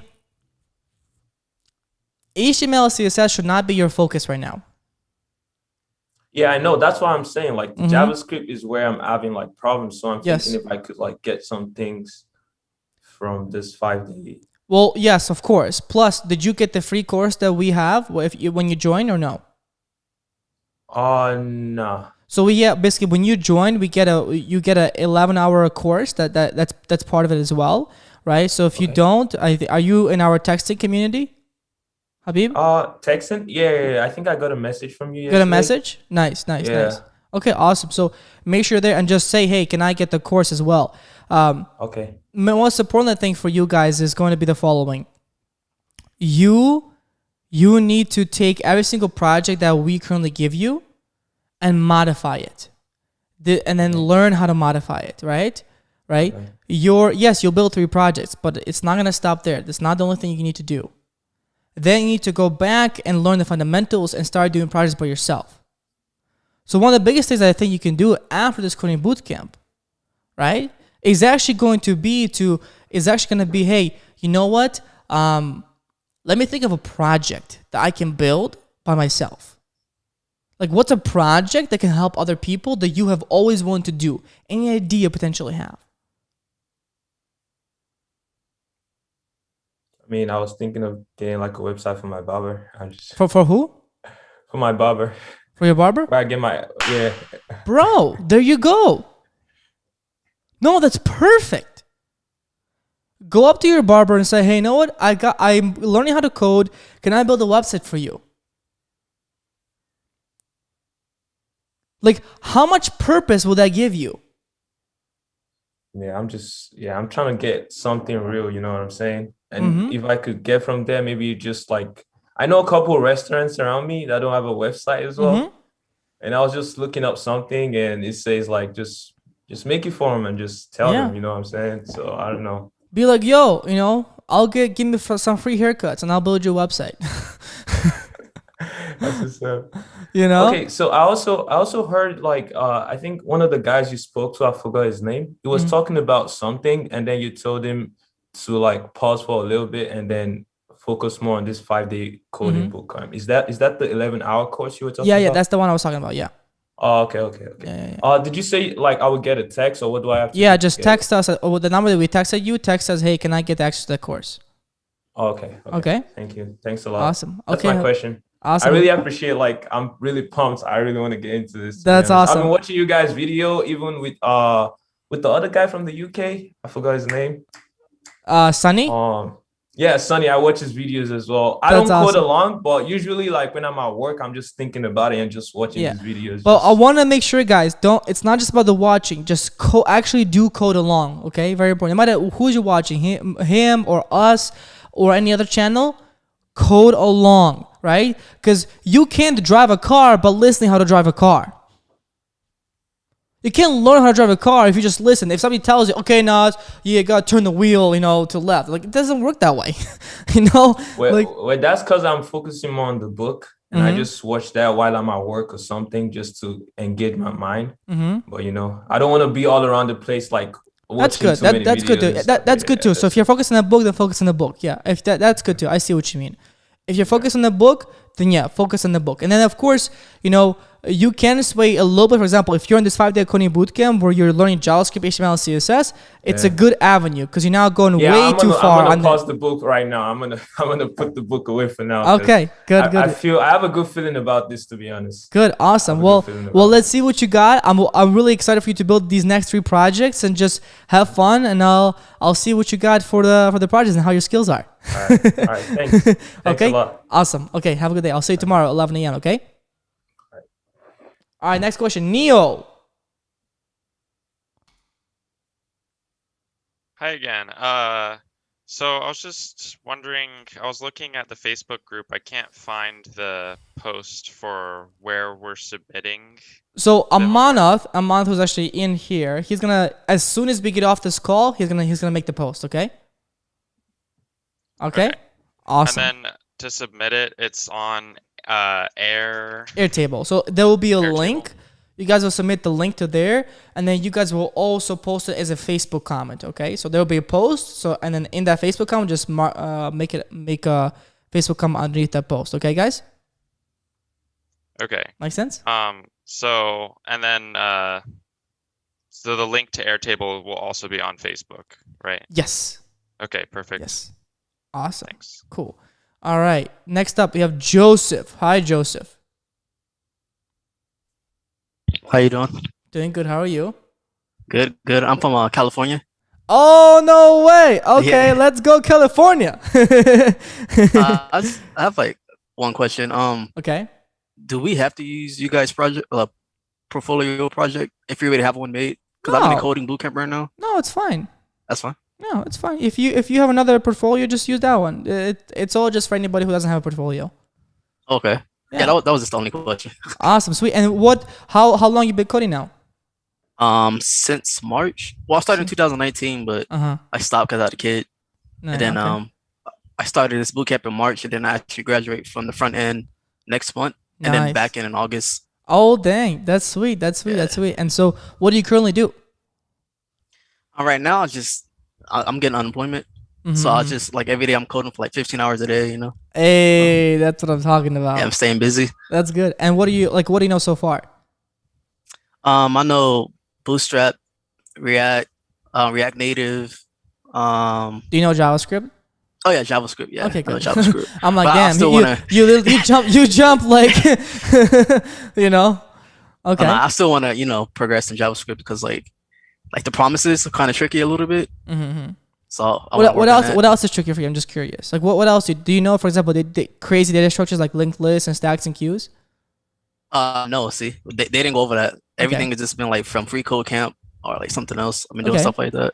If I told you to build a project, Joseph, from scratch, can you build it? I might be able to. Okay. It depends. Yeah. Yeah. Focus on that. Right. Okay, Joseph, focus on that. Okay. Don't get too caught up in the fancy React.js, React Native stuff. You shouldn't even be doing React Native right now. I don't really like React Native. Yeah. Like I don't like it at all. You shouldn't even be doing it. You honestly should be focusing more so on the fundamentals and actually building stuff by yourself. Yeah, I built a weather app by myself and okay, awesome. a to-do list all through React. Nice. And right now I'm working like on an informational website through React. Nice. And you fully came up with this with the idea and you fully built it by yourself and you're not just copying. Good. That's awesome. Yeah. That's good. Yeah. In that case, you're on a good track. Good. Okay. Okay. Yeah. Awesome. Any other questions for me? I probably want to look into getting into the 8-month bootcamp as well. Okay. I want to keep going, Keep going. Keep learning. Yeah. I love that. Awesome. Well, we'll see you throughout these next 4 days and just have fun, enjoy it, and then we'll see you there, okay? Okay, sounds good. All right, I'll see you tomorrow at 11 a.m. PST. All right. Bye-bye. Okay, awesome. See you. Next one. Anthony McKinsey, is that right? Go ahead, Anthony. Yeah, that's right. How you doing, Naz? How you doing, Anthony? I'm doing good, man. Appreciate all the knowledge you're dropping, man. You got it. I'm always here for you guys. Nice. So I just had one question. For the 11-hour free course that we got, is it only for the 5 days or is it no, I think you just get it pretty much forever. Oh, for real? Wow, yeah. Wow. Okay, nice. Yeah. Appreciate it. Yeah, you got it, my friend. Where are you currently at? Where are you from? From Toronto. Toronto. Oh, dang. Yeah. And then what do you currently do? Right now I'm just like working at a warehouse. So I'm just trying to it's not really a career, it's just kind of to get by. But my main focus right now is to get into this web development. Gotcha. And then why so? I'm curious. Why so? I've been ever since 2019, I kind of I found out about Qazi, and I've been learning, seeing the Python videos and stuff, and just seeing how that's where the world's going right now, with the future. Everything's kind of going on the web, and especially with this Corona stuff, everyone's working from home, so it's just I feel like it's one of the most valuable skills to for the present and the future right now. Right. Have. Do you let me ask you this? So it's good for the future. Do you enjoy it? Yeah, I enjoy because I spend a lot of time on the computer anyway. So it's just I like the creative aspect of it, where it's you could use your imagination and kind of just put your thoughts onto a computer, basically into action, pretty much. Okay, that's cool. That's awesome. Well, I'm happy to have you here. Hope you enjoy these next 4 days and build some amazing projects, my friend. Okay. Definitely. Thank you. All right, and I can see you tomorrow at 11 a.m. PST. Okay, sounds good. See you tomorrow. All right, sweet. All right, next one. Let's see.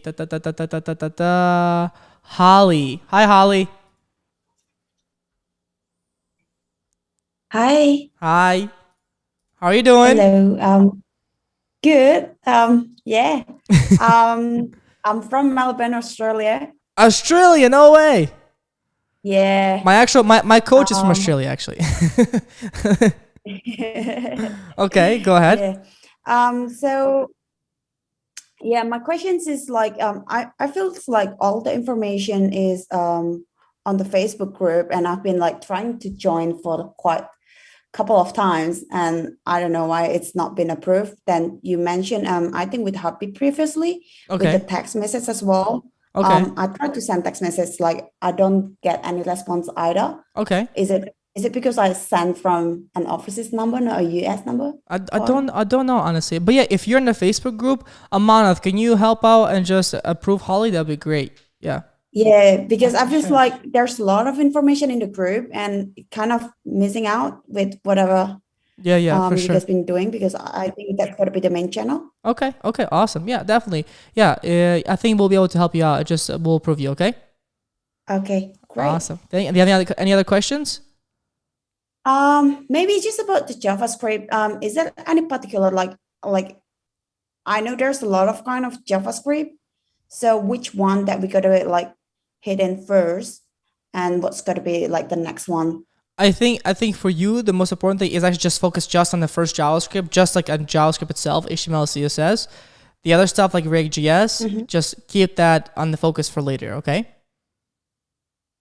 Okay. And Holly, what do you currently do? I'm actually a Python developer. Wait, what? Yeah, I'm a Python developer, but Python, when we do front end stuff, for me, myself, I just use like a Ginger template. So I'd like to upskill myself. Okay. For JavaScript skill. So, I can be like a truly full stack developer. Okay. And so do you currently have a job as a Python developer? Yeah, I work full time. So I kind of like challenge myself to try to join with this one. I know you guys based in US. And when we started, it was like 4 a.m. here. So I tried like, okay, I'll wake up early for the next 5 days and see whether I can make it work. But then another thing, the good thing is because you guys like at the other side of the world, like it's not within my working hour. Yeah. That's true. After we finish this call, I'll jump right into my work as well. But luckily, like my work is fully remote. So it's good. I guess I just need to manage my time. Awesome. Well, I'm excited to have you here and to build some projects, okay? Yeah. Awesome, cool. Holly. Thank you so much. We'll have a good day. We'll see you tomorrow at 11 a.m., okay? Yep. Bye-bye. Cheers. Awesome. Up next, who else we got? We got Robbie. Go ahead. Wait, aren't you Charles? Wait, it's Robbie. Never mind. Robbie. Hi, Robbie. Hey, how's it going? I'm from Florida. I have just a couple of quick questions about the 8-month boot camp. Okay. 8 months is obviously a lot of time. Yes. It's 6 to 8 months. Okay, cool. Is that something that you need to like dedicate like full-time hours to like go through? Is it like a 40-hour kind of week kind of thing? How does it work? So for that one, basically, no, you do not need to dedicate 40 hours. Actually, about 80% of our current students have a full-time job. And so you probably will be dedicated time, basically about 20 hours of work a week.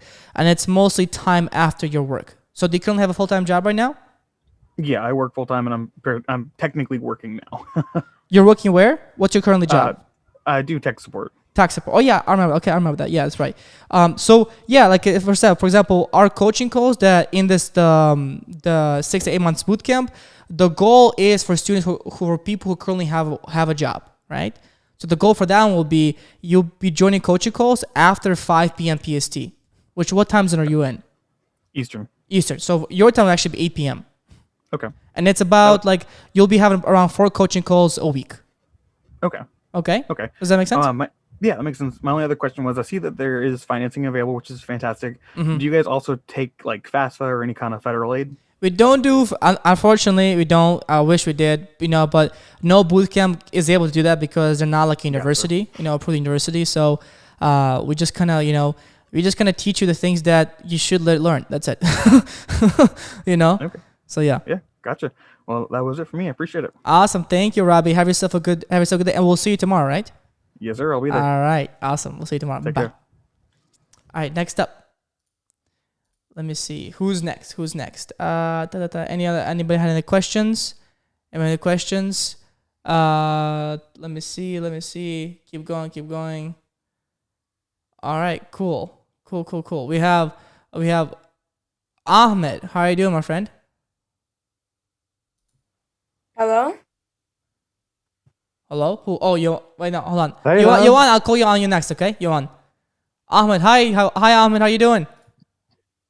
How's everything? Just have to ask you first.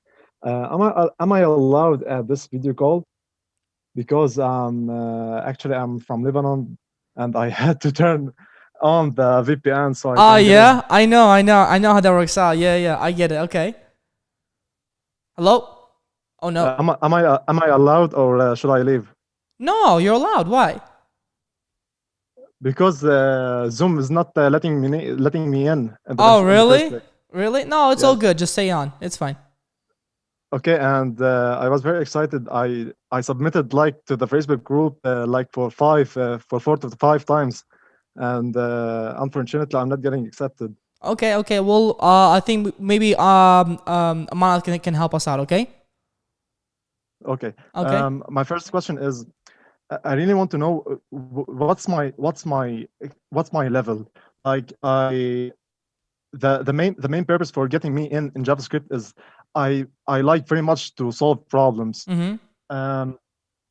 One of the problems that I solved is that I did a tool Mm-hmm. that evaluate all the courses in my university, because the university I'm in can't let you show your grades in your courses unless you evaluate all the courses. Really? And to evaluate all the courses, it takes a lot of time. Wow, that's crazy. Like imagine you're registered for 8 courses and you have to evaluate all the courses to to see your grades. That's not fair. Yeah, that's crazy. I made a tool that makes you evaluate all the courses in like seconds. Like if you don't like the course, you registered, just like put number 1, and the JavaScript will evaluate all the courses. When the instructors know about it, they said, "What did you do with the system?" I didn't do anything. The Chrome just did.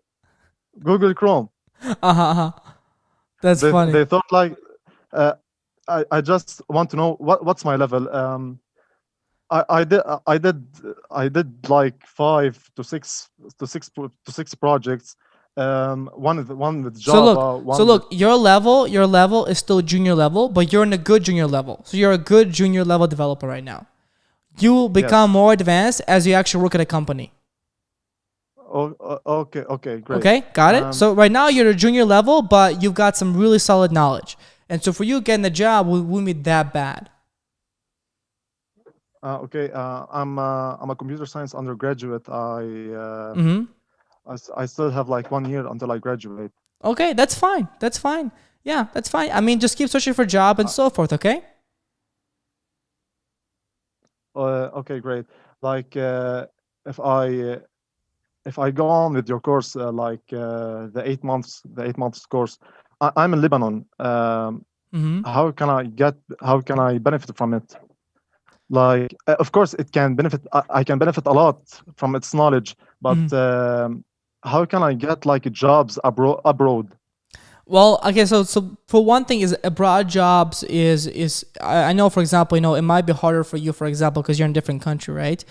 Here's what I'll tell you though, right? Is nowadays, because of the internet, right? Because of what, it's really just comes down to your skills, right? A lot of companies are searching for remote work, and even, for example, right now, temporarily, you try to do freelance work, which you still can, right? No matter where you're from, you can find those jobs. You see what I mean? And there are a lot of companies who are just hiring, outside, for example, people, from other countries, right? Doesn't really matter as long as you have good skills. But I know unfortunately the way the world is it is harder for those who are outside, like US or outside, these countries, and I totally get it, and I wish it was different. I think in your terms it's just gonna be basically you trying even harder to get jobs as freelancing jobs, or to get jobs even either in your country, or to get jobs that are remote work, in other countries. Does that make sense? Yes. Should I focus a lot like on LinkedIn? Yes, of course. Focus on LinkedIn. Most importantly, focus on building your skills. On building my skills. And do you think I should go through a tutorial once, and I should go on my own? Yeah. Building projects. 100%. building projects, and then at that point start doing LinkedIn, and then you should be doing like some freelance work right now as well. Create your own portfolio on Freelancer or somewhere else, and start doing work through there. Okay. Thank you. Okay. Awesome. Thank you, Ahmed. Have yourself a good day, and we'll see you tomorrow at 11. Okay. Thank you. Awesome. Okay. Okay. Cool. Sweet. Next one. Yohan. Hi, Yohan. How are you doing? Hi, doing good. Okay. You had a question for me? Where are you from? Yes, Canada. Oh, a lot of you from Canada. Dang, let's go Canada. Oh, Canada. No, go ahead. I can't hear you. You're muted. I think you muted your mic. No, I can't hear you, my friend. Something happened where your headphones just got screwed up. Sorry, I can't hear you now. No, can't hear you. All good. How about this? Just come back in a second here, okay? Fix your microphone power, then in the meantime, we'll take someone else. Neil, you had another question, Neil? A lot of questions, huh? Yeah, well, I wanted to ask you, I see that music hardware in the background. Are you a music producer? This? Yeah. Well... Or maybe that's not music. I'm a part-time DJ, part-time developer. No, I'm just kidding. Well, no, it's because, like, for example, when I coach or when I do these live calls, right? I do these things, right? And I control this, and we have podcasts, of course, and so it allows me to do a lot of controlling and a lot of that stuff. For example, if I say something funny, I do this, right? Or if I, for example, when I do like a podcast. Hey, what's up, everybody? Hope you guys are doing. This is Naz, and today we are having a coding show on Clubhouse. Let's go and get started, right? So it's basically allows me to do a lot of YouTube stuff and just have fun with it. That's awesome. What's that thing called? It's called Rodecaster Pro. Okay. Yeah, Rodecaster Pro. Check it out. It's really, really cool. It's like you can do podcasts, and it's connected to your computer. It's a lot of fun. I love it. That's sick. Awesome. Cool, Neil. Is that your correction? Cool. Awesome. Right. Next up, Derek, go ahead.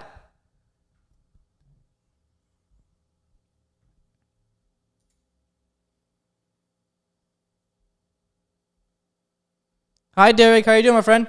Hold on, the mute. You hear me now? Yeah, I can hear you. What's up? Wow, man, this CP team is so awesome. The whole team, Rafi, Sonny, all of y'all. But Thank basically, you. What school? I learned the algorithms back in the early 1980s from a book called C. By Brian Carnegie and Dennis Ritchie. Okay.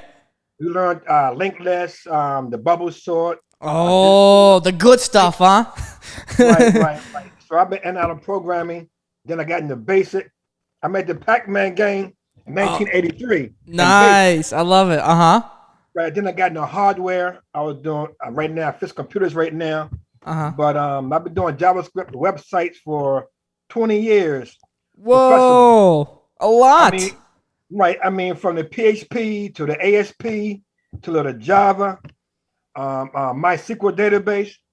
But the question was concerning databasing. I've watched you and Sonny and y'all, Qazi, on the back end using Firebase. I heard about Google Firebase. Well, actually, I got into Angular a little while ago, but I got out of Angular. It was too hectic. The Angular, Angular. Okay. But when I seen you guys do React, I fell in love with React. Nice. Because I'm a JavaScript nut. I love JavaScript. Nice. But for the databasing, could you recommend or not? Not recommend the MongoDB on the back end, and also what about the Node server with Express? Is that relevant right now? Because I see you build some sites without Node and Express and MongoDB. I guess Firebase has everything, right, for the back end services, right? Yeah. Well, Firebase. Let me ask that question really simple. Yeah. MongoDB and Node are very, very popular languages and frameworks, and you should learn them. Period. Right. Yep. We use Firebase because it's also very easy, right? And it's very simple, and it gets the point across. But like it or not, MongoDB and for example, and Node.js, if you look at Indeed.com, if you look at the jobs and what they're looking for, they're still one of the most popular jobs. Like they still very much need it. Wow. Great. Got it? Great. And where are you from? Derek, where are you from, by the way? I'm from DC. Oh, DC. Washington, DC. Nice. The nation's capital. Right. Oh, nice. And one other quick question. Your course coming up for the 8 months course. Yeah. How can you enroll to the course? I mean, like. So how can you enroll? It's very easy. Right. Basically, this is gonna be your test these next few days. So on Sunday, you guys will get the chance to enroll and apply. Okay, great. There's an application process, and then we go through the application process, and we see, not everybody gets in, right? But we go through the application process, and basically, and then we see kind of how you guys do and so forth, and then we kind of let you come in. Okay, great. Sounds good. Sounds great. Okay. Awesome, my friend. Okay, cool. And then, so what do you currently have a job, or do you currently work, or no? Right now, I got my own business. I do computer. I'm an IT nut where I do computer repairs. Nice. I build websites. I mean, basic websites. I mean, mainly front end, not too much back end, but and that's basically it. Nice. And what's your goal with coding, I guess, or with full stack development? Well, basically, I'm trying to get into React so I can do the full stack. But eventually, I want to get into mobile app development. Nice.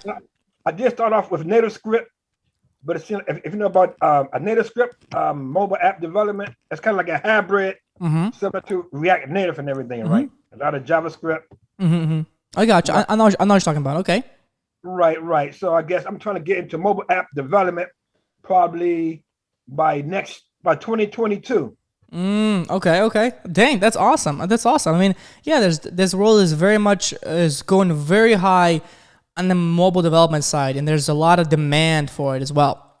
Now with the mobile apps, there's two platforms, Apple and Android. Yes. And on one side you have Java, the other side is what is Swift. it? Apple. Swift. Right. Swift. Right. But what about the React Native? It's more of a hybrid between both of them. So React Native uses JavaScript to basically create for both Android and for iOS. So yes, right now there's a lot of possibilities around it. For example, there's a lot of applications that are actually built with React Native. Like, I don't know if you guys know, but the Tesla application, which I even have on my side, right? That itself is like built with React Native. Wow. Yeah. Amazing. Yeah. So definitely look into that one. And then there's a lot of possibilities, and it's because JavaScript is becoming so much more popular. Right. It's getting a lot stronger as well. And so that actually allows these what's it called? Devices to actually run them. And so at some point, I definitely foresee a future where all your apps is actually built in JavaScript.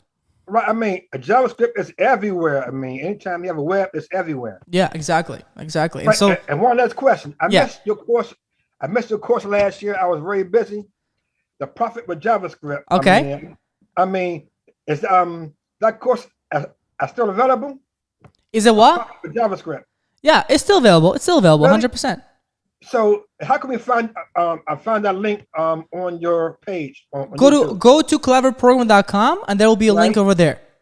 Okay, great. Sounds good. Okay. Just scroll down, and then Amana, if you could put the link down in the chat, that'll be great.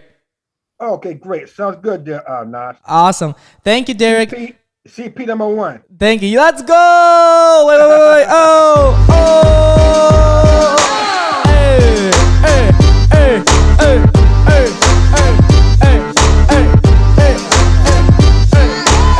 Alright, guys. Awesome, guys. Hey, Saeed, I like it.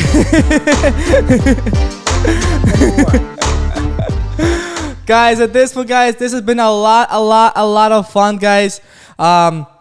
There's been a lot of Q&A. You guys love these Q&A sessions, yeah? A lot of Q&A sessions. No? Hi, back. You had a question? One last question? Yeah? What's the question? But make sure to unmute yourself, okay? Okay. Can you hear me? Yeah, I can hear you. Hi, on disability and I haven't worked for 20 years. Okay. How will I get hooked up with not an internship, but an apprenticeship? So how do you open an apprenticeship? Well, that really depends on like where you're looking for. So I think in your case, it will actually be, for example, it'll just be contacting companies, honestly. Like content companies, like for example, content companies, and just ask them if you can do an internship with them. Internship or an apprenticeship. Like for you, either through that or a lot of, are you anywhere near, for example, a college campus? Yeah. Yeah. A lot of college campuses here have like those career, what's it called? Those career days, right? You know what I'm talking about? Yeah. Average college campus has a career day. Definitely go to the career day and see if you can if you can just start to network with people. Most importantly, what you need to do right now is start networking. May that be through online or in person with other people in the development community. Okay. Check out meetups.com. Meetups.com. No one down here in Bowling Green, Kentucky.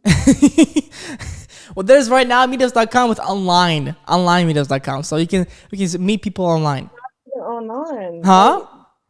Not even online, but I guess I could do it myself. Yeah, even online, like meetups.com, yeah. Like go to meetups.com and then actually find meetups in San Francisco, but they are online.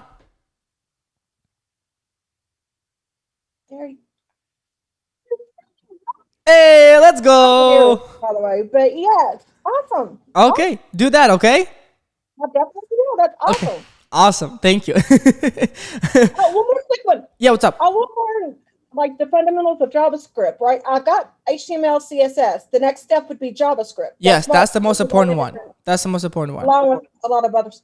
Yes. All right. Got it. I like your energy, Beck. Have a good day. All right. Awesome, guys. At that point, that's pretty much it from me. For those of you on YouTube, guys, thank you so much for watching. Those are on YouTube. Wait, what's up? One more.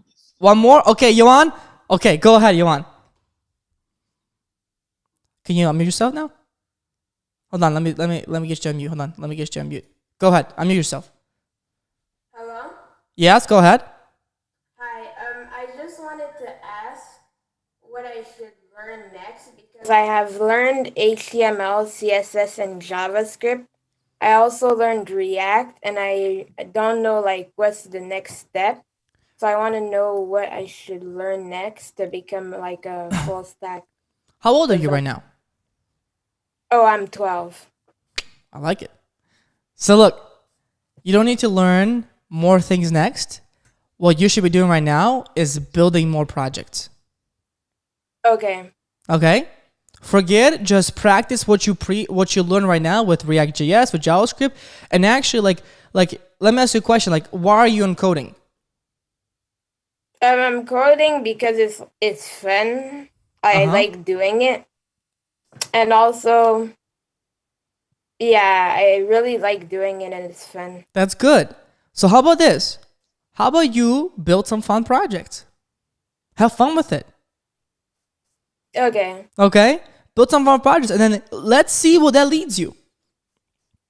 Maybe that will lead to something else. Who knows? Maybe that'll lead to machine learning. Who knows? But build some fun projects and then just keep exploring. You at the age of 12, those of you guys are 8 years old, 12 years old, you guys are in the perfect phase. You guys are living in your parents' home. You don't have to pay for anything. You get food thrown at you, right?